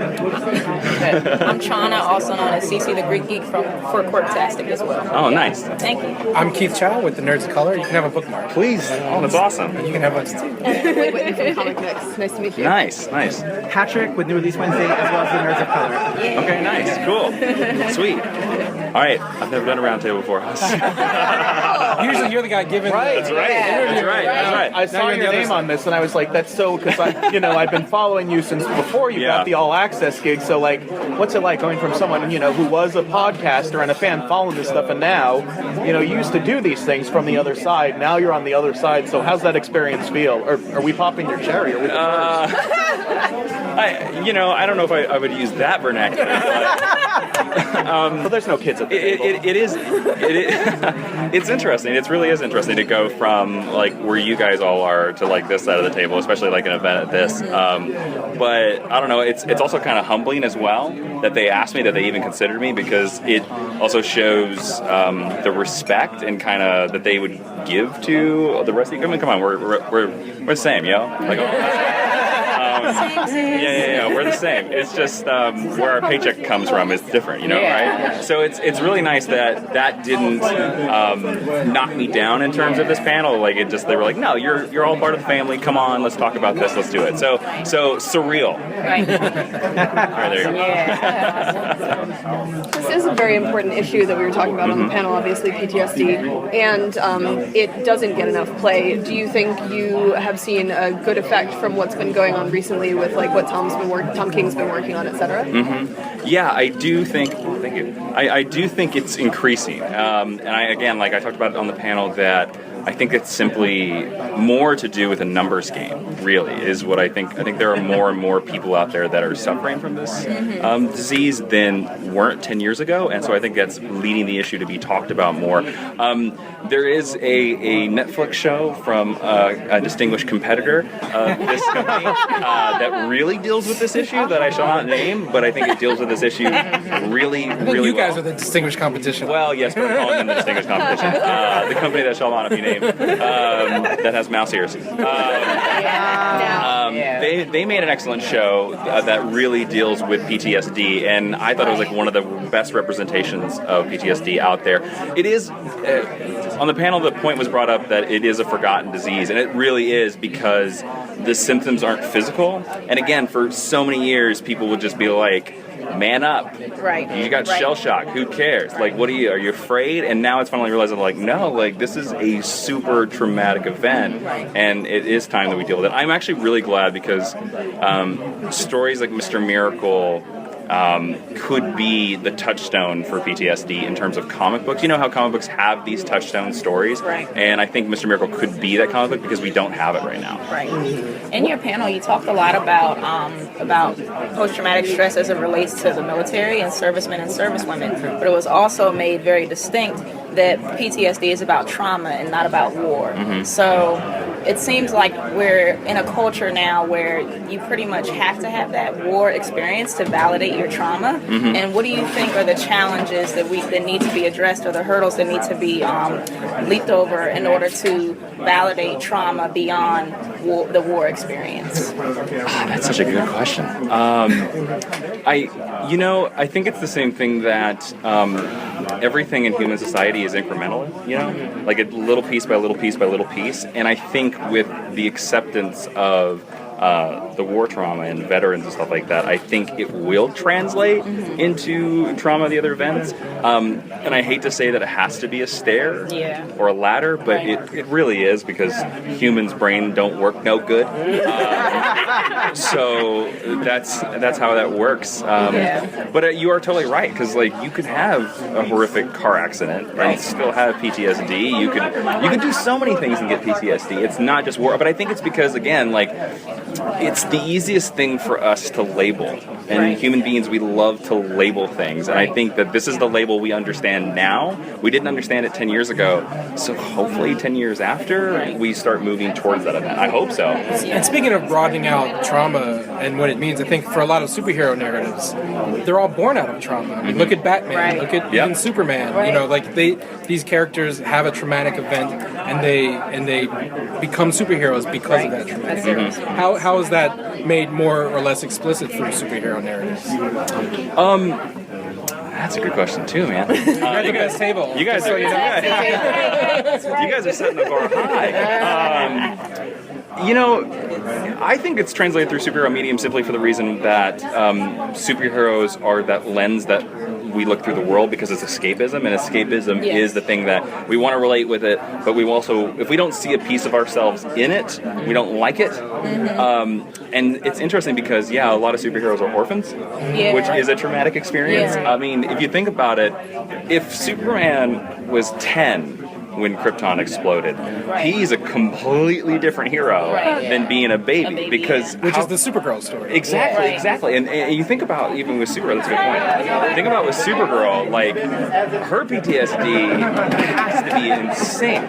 She lost her entire species. You know, she saw her home planet explode. And that's a great point, because that's something we haven't seen explored in the comic books, and it would make for such an amazing, fascinating story, because I think it would do what you were talking about before. It would open it out of war, because it's not a war issue, and then also it would also give it a really great lens, because it would come from a female perspective. So writers out there in the world, get on that Supergirl PTSD story. Just one more thing about Superman. I think often we associate him with the immigrant story, but really he's a refugee. That's a more accurate portrayal of what he is. 100%. And Supergirl is like even more representative, because she remembers the old country. Thank you, everybody. Thank you. Awesome. We have Melissa Bryant. She was our moderator today. She went to the IABA. Hello. How are you? Welcome. Hi. Yay. I get to talk to you. Love your getup. No, thank you so much. She's a hit everywhere she goes. Oh, thank you. So, what can I do for you guys? Wow, are you our junior roving reporter here? They come in all sizes. We got our own. Yeah, I see. I'm just a bite-sized package. Fun size. Let's talk fun size. Yeah, I'm a fun size. This is a family size. Like a 40 size or whatever they're calling it. I love it. Well, I'm fun size too, so I get it. I had to wear my heels today. So obviously you work with these issues in, as they say, the real world. And what is it like for you seeing this DC and DC come to DC, where we deal with that in the governments, etc. And have a panel like this? Like, what does that mean to you? Well, for me at least, I'm an advocate. I'm on the Hill and working with the Department of Defense and Veterans Affairs, and my job is super wonky, and I talk in super wonkies, and it's fun to just come here and let my inner geek come out, and just be really jazzed to be here, even for myself freaking out, like I'm on a panel moderating with real actual stars and a former Surgeon General. What am I doing here? My inner geek girl came out of that, and so I love being able to take something that is so richly substantive and convey that in a medium like comics, and talk about not just comics but across the entire entertainment industry of how can we talk about what we go through as soldiers, sailors, airmen, and Marines, and how can we bring that to the national conversation. Only 1% of us serve, or 1% of the population, and so there is that what we call the civilian-military divide, and just not understanding what it is. And I mean, for me, every day in my walking life, I'm I'm a woman of color, and I'm also a former soldier, and so I know that I carry my truth with me in everything that I do, and I'm glad to be in venues like this to where I can take that forward as well. Talking about that military-civilian divide, and you're a connoisseur of geek entertainment, stuff like Captain America and like all this other stuff, that has Wonder Woman, which has military in it. Do you ever watch that? And think, I don't think that that's not accurate. That's not right. Or there's some examples. What can comics do to be more representative of actual military life? I think J.D. Cortez hit the nail on the head during the panel, and that is hire us. Hire us as consultants. Hire us as actors. Hire us as directors. Hire us as writers. We can be on all aspects of the entertainment industry, and we can be there as advisors to say, hey, you know what, that just looks ate up. So that does not look right. Like, we need to fix that uniform. We need to fix whether it's that movement, that tactical movement. We're there to show this is where an accurate portrayal is, because I think it came up in the panel that suspension of disbelief is really necessary for depicting military stories. So yeah, but I think lately I've seen a lot of good stuff. Like I said, Wonder Woman I loved, and so I've been seeing a lot of good stuff that's really been pushing our stories out there and doing it in a real way that you can connect with. So back on the PTSD topic, there's been a lot of accurate things in the media about PTSD, but have you ever seen things that are like, no, that's not how it is at all? That's like either A, way worse, showing us like people with PTSD as bad people, or no, that's not hurt enough. Yeah, I think it's hard to judge the accuracy of PTSD, and here's why I say that is because everyone has their own story. Everyone has their own range of experiences. And so I don't want to ever say to another, fellow vet or to anyone, frankly, struggling with mental illness and say, well, that's not right. You didn't get this right. Because maybe it is how they're experiencing it. My experience isn't their experience. I'm not here to judge. I'm here to validate and to simply say, you are a part of this conversation. You do deserve help. You do deserve people to listen to you. And so I don't judge accuracy unless it's completely out of the realm of reality. Right. I respect that everyone has their individual tale to tell. Right. Now you talk a lot about how you're living your life in a lot of intersections, right? And a lot of people would argue that you're quite an exception to what represents this community, when really you're more of a rule. So how do you take that and use your platform in a world that's mostly cis, predominantly white male, in a world that does not emulate that at all? Yeah. How do you champion that? I just try to be real. I really just try to speak from the heart. I try to speak with passion and conviction, and I don't BS with what I see and what I experience. I experience a lot of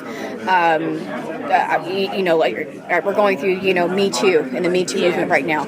I raised my hand as one of the first ones who said, yep, me too. Me Too military. I experienced in the military, I experienced it as a civilian. I've experienced as a woman of color, in microaggressions as a woman of color. I have been, when I worked in jobs, I was an intelligence officer, and I can recall where I was briefing a general officer, and I got the standard, you speak so well, you deliver that so articulately. And I'm dying inside, cringing, ready to force choke this general.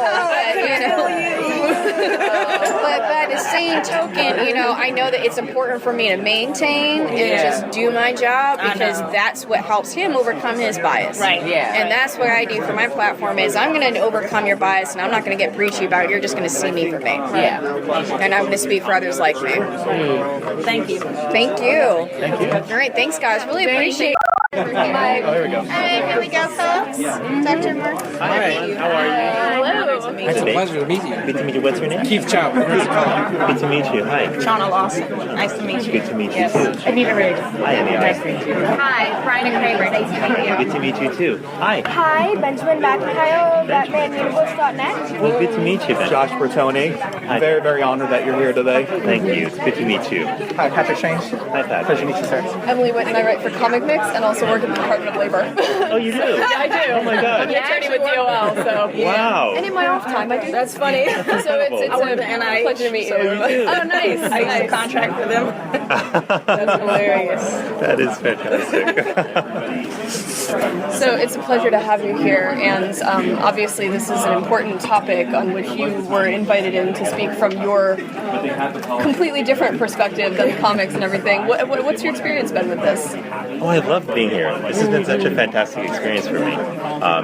I really believe strongly that the world of entertainment, whether it's through comics or through TV shows or through movies, is a powerful vehicle through which we can change how our country thinks, not just about PTSD, but about emotions and emotional well-being more broadly.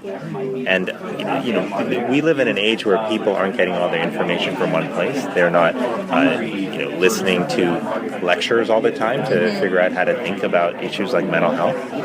But they are spending a fair amount of time engaging with various entertainment products. And again, whether that's video, whether that's print, I believe that these are vehicles that can really help shape how people think about important issues. And I'm so glad we had this conversation on PTSD today. I really enjoyed hearing what the other panelists had to say. So I know that stress can cause certain things with the heart and other parts of the body. So does PTSD have any physical does it wreak havoc on certain physical features with you other than just making you not really just other than you would? Yeah, so it's a really good question, and the reason it's such a good question is there's a fundamental principle that underlies your question, which is that there is a connection, a very strong connection between our minds and our body, right? And while that seems obvious, it seems obvious that your head is connected to the rest of your body. The truth is, the way in which medicine and society have functioned for a long time has been to treat those as two very separate entities, right? So people, doctors have traditionally focused on healing your body, but have not paid nearly as much attention to your mind and to your emotions. When it comes to PTSD, what we find is that many people who are living with PTSD are experiencing a high degree of stress. PTSD is a stressful condition for many people. It involves higher rates of anxiety. It involves depression as well. And we know that stress has a negative impact on our body. But there are two types of stress, right? So there's acute stress. So if I, for example, go to the gym and I pick up a barbell and I lift that, right, I'm stressing my muscle. But if I stress it and then I relax it, and I stress and I relax it, and I stress and relax it, over time I'll actually build that muscle. But imagine for a moment if I take a barbell and I hold it for 24 hours like this, I'm going to actually do a lot of damage to my muscle. And that's the difference between acute and chronic stress. So when you have stress that's prolonged, experienced over a long period of time, that can increase the level of inflammation in your body. And that can lead to damages to your tissues, to blood vessels, can increase your risk of heart disease, of diabetes, of arthritis, and a host of other physical conditions that we really care about. So that's why it's so important that we recognize that PTSD is not just a whole separate illness that's out there that's disconnected from everything else, but it's connected to our physical body. Our mental health, our physical health are tied together. As a person of color, have you noticed that it seems a little bit less okay to associate PTSD with people of color than it is with someone who isn't a person of color? Like, have you found there's a difference in how people react to people with PTSD that are of people of color? That's a good question. If I want to zoom out a little bit to your question, because I think you're hitting on a really interesting point. I do think that I have seen differences in how some people, not all people, but how some people have interpreted physical symptoms and pain and anxiety and depression when it's being experienced by someone who's a person of color. And when I started seeing that was actually from the very beginning of medical school. I remember the first time I went into the hospital, and I remember remember one of the doctors he took us to see a woman of Hispanic origin who was experiencing some anxiety. And then right after that, we went to see a woman who was white who was also experiencing anxiety. And I was so struck by the difference in how he talked about those two. And he really downplayed the symptoms of the first woman, saying, folks like this who come in, often have complaints like this, and we can't get too worked up about it. But with the second patient, her symptoms were taken a lot more seriously. Now, that's not everyone. The vast majority of doctors and nurses that I have worked with have actually been very good about recognizing that these symptoms, they're important to recognize regardless of the racial or ethnic background of the person they're coming from. But that is, I think, an element of discrimination that we've traditionally seen in the healthcare system. We know, for example, that when it comes to pain, that we have traditionally done a worse job at recognizing and treating pain in minority populations compared to the mainstream population. And so, this is why health equity is such an important issue and a value for us to infuse into medical training, into our public health strategies, and to our overall awareness. Because until we've ensured that we are not only treating everyone the same, but ensuring that we are getting everyone to equally as good outcomes for their health, then we can't rest. We can't be satisfied. And thank you for using equity and not equality.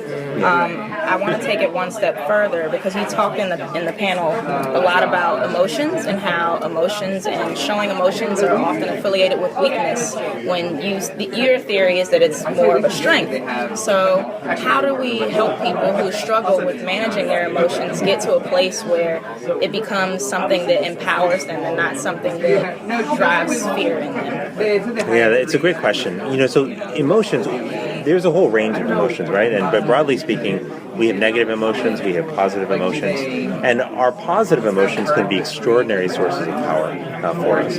We know that, for example, when you're feeling inspired about your work, you can do more than if you were paid a little bit more sometimes. Right. I mean, that inspiration can be so much more powerful as a driver than money. Right. Similarly, when you're excited about an idea, you might stay up all night working on that idea. I mean, your positive emotions can drive you to do extraordinary things. And of course, the most powerful positive emotion of all is love. And people do incredible, crazy, extraordinary things for love. And so positive emotions are extraordinarily powerful.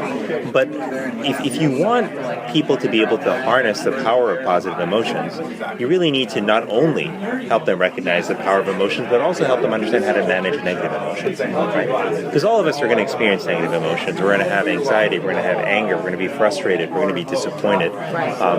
And the real question is, what do we do in those moments? How do we react? And this is why I've become particularly interested in school-based programs that teach children how to recognize and manage their emotions from an early age. I never had those kind of programs in school when I was growing up.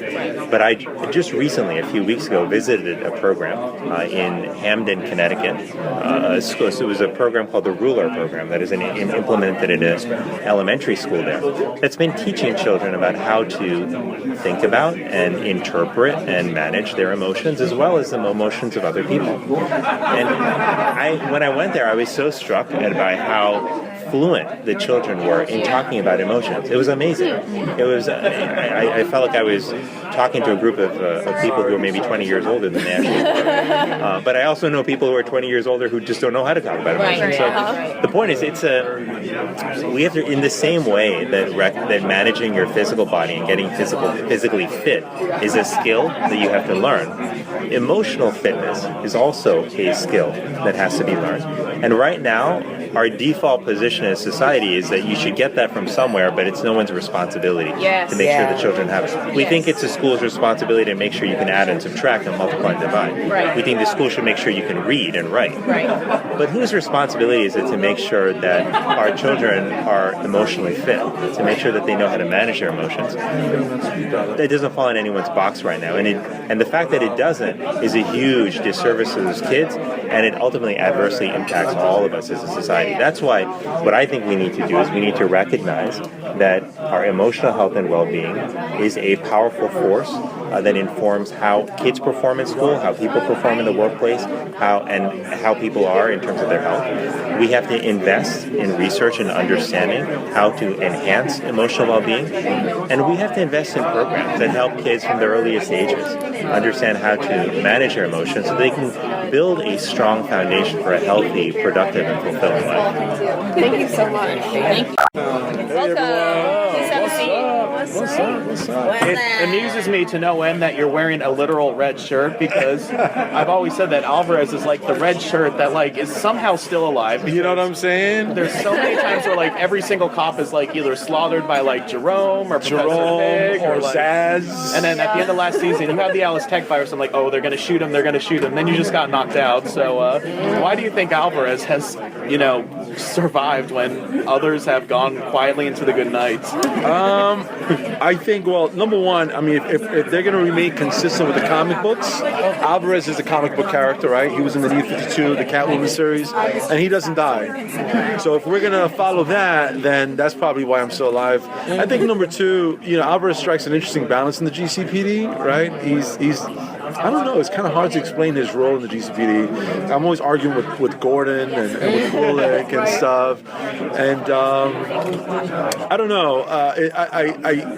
After the season finale of season 3, when I read that script, I said, "Oh my God, they're killing Alvarez." And then I found out that I was coming back. I was happy, of course, but I don't know. I think at this point, being one of the few detectives, right, who's still alive, it'd be nice to see Alvarez a bit more employed, right? Maybe deployed to some of these cases that you always see Gordon and Bullock going on. And I suspect that that's going to happen really soon. Yeah. All right. But ultimately, I think Alvarez, he's earned his way, and I think he's earned his time in the GCPD, and I think it's time that we see a bit more of him. So you're talking about the New 52 and everything. It sounds like you're well versed with the comics. Were you a fan beforehand? Did you know about this character beforehand? I grew up a diehard Punisher fan. Okay. Super diehard. I didn't know about Alvarez, to be honest with you. It was actually someone on social media that tagged a picture of Alvarez, the comic book character, with me, and I'm like, man, that guy looks like me. That's so cool that they're drawing me as and they're like, no, it's the other way around. Obviously I want to be as informed as possible, and I want to do my homework, right? So I went and bought every comic book that Alvarez was ever in. I actually reached out to the creator, Judd Winnick, and Guillermo March, who drew Alvarez, and I asked a bunch of questions and stuff. But really, I'm the first human to play him, so I kind of don't want to, be tied down to too much of what he did, and I kind of want to figure some things out for myself. Are there some other characters, as a fan, that you want to maybe bring to the screen? You're interested at all? Me personally? Yeah. Oh man, Blue Beetle. Oh yeah. You know what I'm saying? I think Blue Beetle, Diablo, right? Okay. I think so too, man. Can you make a call? Yeah, right. He's like, don't call, no. Yeah, I mean, I don't know. I think it's kind of.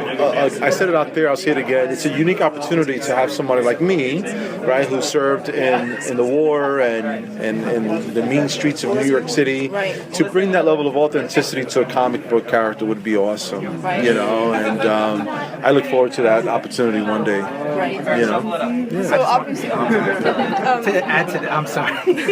I just want to add to that. Being an actor before I joined the military, I acted in high school. Okay. Went into the military, started acting after the military. Yeah. You give me hope, brother. So that's awesome, bro. You're very welcome. obviously, comics can run the gamut from very silly to very serious, and Gotham is on the more serious side of the show, and PTSD is a very serious issue. Yes. Do you welcome the opportunity to address such issues in entertainment, and how have you experienced that so far? Yeah, I think it's about time. We've been at war now as a nation for over 15 years. Many of our young people are veterans now themselves. You know, when I went to the invasion of Iraq, it was 2003. So some of the kids, they were little kids. Now they've gone. We've been at war so long that now they've gone. They served. So I think that the fact that we're talking about it is a positive, not a negative. But I want to make sure that we're being truthful. Post-traumatic stress doesn't mean you're going to come home and shoot up a school or a post office. That's not what we're talking about here. We're saying that you can have it, but you can overcome. You can fight through it. You can get help, and you can come back and do amazing things. You can be soccer coaches. You can be principals at schools. You can run corporations. Hell, you can even come back and be Detective Alvarez on a show like Gotham. That's right. You know, and that's the truth about what it can be. You know, he right here recording you. Boom. That's right. That's got to be the first round of applause at the press. Right. Thank you, God. Yeah. But that's the truth. Yeah. Yes, sir. So how do you think Alvarez experiences PTSD with him seeing all of these cops die and him surviving? I think one of the ways that Alvarez could experience post-traumatic stress is he doesn't really have a lot of friends on the show. So maybe he could be an introvert, right? Someone that maybe feels a bit alone in all this. Maybe he's incredibly frustrated, you know, with the fact that he can't be used more. Because one of the things that veterans experience is when you come back, when you're in the service, you're in charge of like millions of dollars worth of gear, and then when you come back, you're in charge of yourself. Right. Yeah. And so maybe Alvarez feels like if he was used a little bit more, he'd be more gainfully employed, he'd feel more useful. So maybe that's one of the ways, you know. But I think that's a great question. Alrighty, well, I think that was the last question. Thank you, guys. Thank you for your time. We saw you. We saw you hovering. Now maybe Alvarez can find a friend in Detective Harper, because I kind of feel like as both of like the background cops of like the series, like, you know what I'm saying? In my fan mind, they're secretly hooking up. So to be honest, what you're saying is you just want a friend on the show. I just want a friend. We feel for you, man. Yeah. Let's get on those writers to do that. You know? Yeah, it's always very interesting when they have their characters with a profile such as yours, because they're not the hero per se, but they're a very important bridge between the hero and the civilian. Oh man, it's funny how many fans write to me, you know, saying, you know, Alvarez, you know, it's you know, I don't know. Right. I try not to get too like, oh wow, they love me. My friend Jan, who's one of the hosts on the Gotham podcast, she's like, I love Alvarez. Tell him Jan loves him. Jan, well, tell Jan I said I love her. Oh yes, Jan. Well, thank you guys for your service. You're very welcome, guys. Thank you so much. Thank you. Awesome. Once that was done, we had a little bit of a break, so we went to visit the DC booth. This DC pop-up booth was so.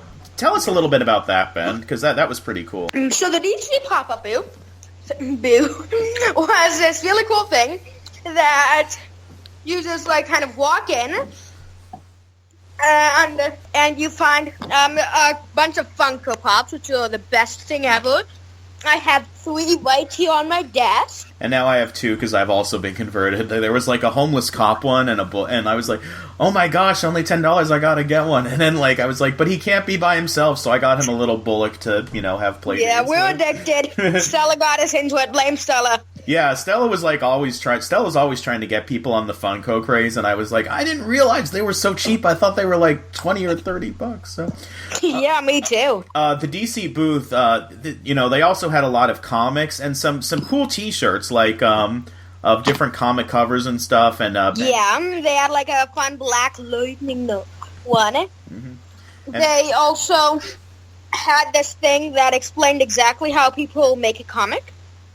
Yeah, these life-size pages that show you each stage from, like, script to inking and stuff, like, in a flip book. And then on the other side, there was these life-size covers, you know, of, like, you know, the different iconic covers, like, you know, Action Comics 1, Detective Comics 27, all the way up to, you know, like, even more recent stuff, like the New 52. That was pretty cool. And there was a heater there. And what can people get for free at this DC pop-up booth?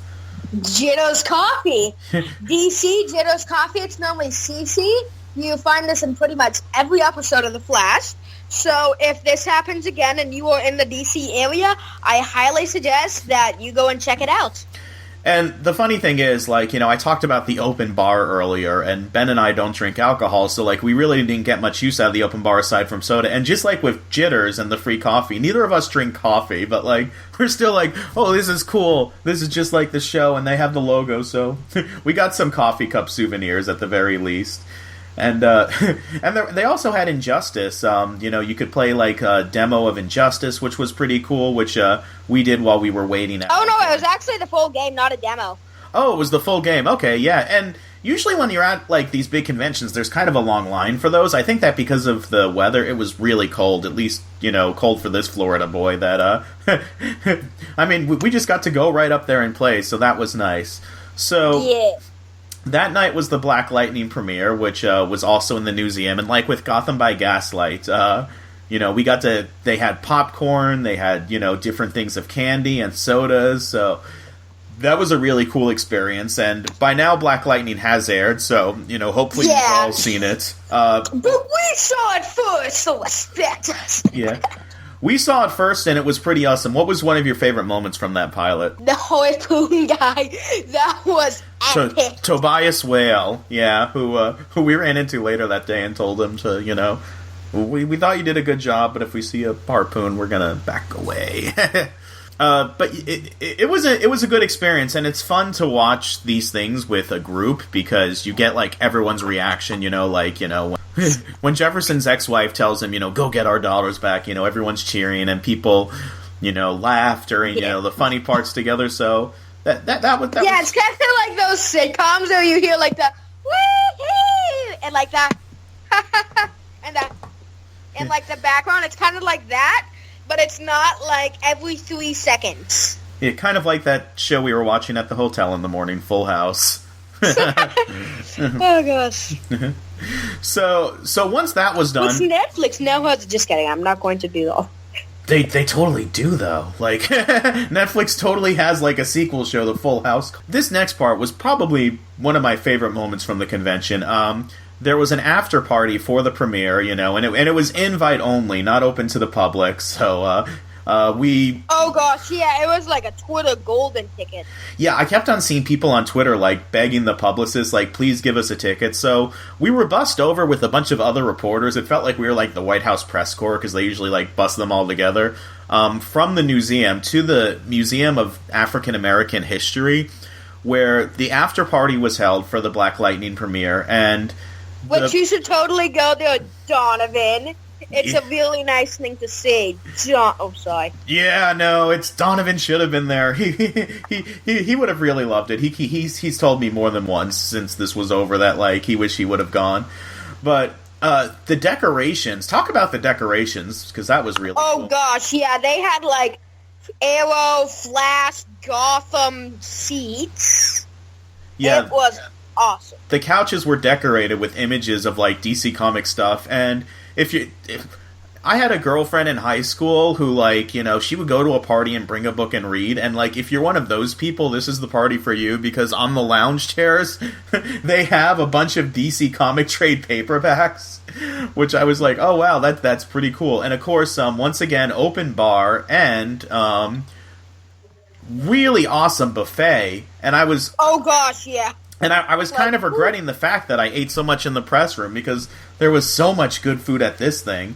And again, we were still dressed up in our suits from earlier in the day, and it's cool because at this party you're running into people from other Warner Brothers shows. You have cast members from Gotham, Legends of Tomorrow, Flash, and Supergirl, and Arrow. Like there's so many people there, and it's cool after seeing Black Lightning to run into the cast at this party and be able to say, hey, you did a good job, I loved that the rest of the museum was open during this thing, too, and we got to take a few selfies with, different cast members of different shows and stuff, too, and can I tell about the bet that, Will and I had with you that you didn't do?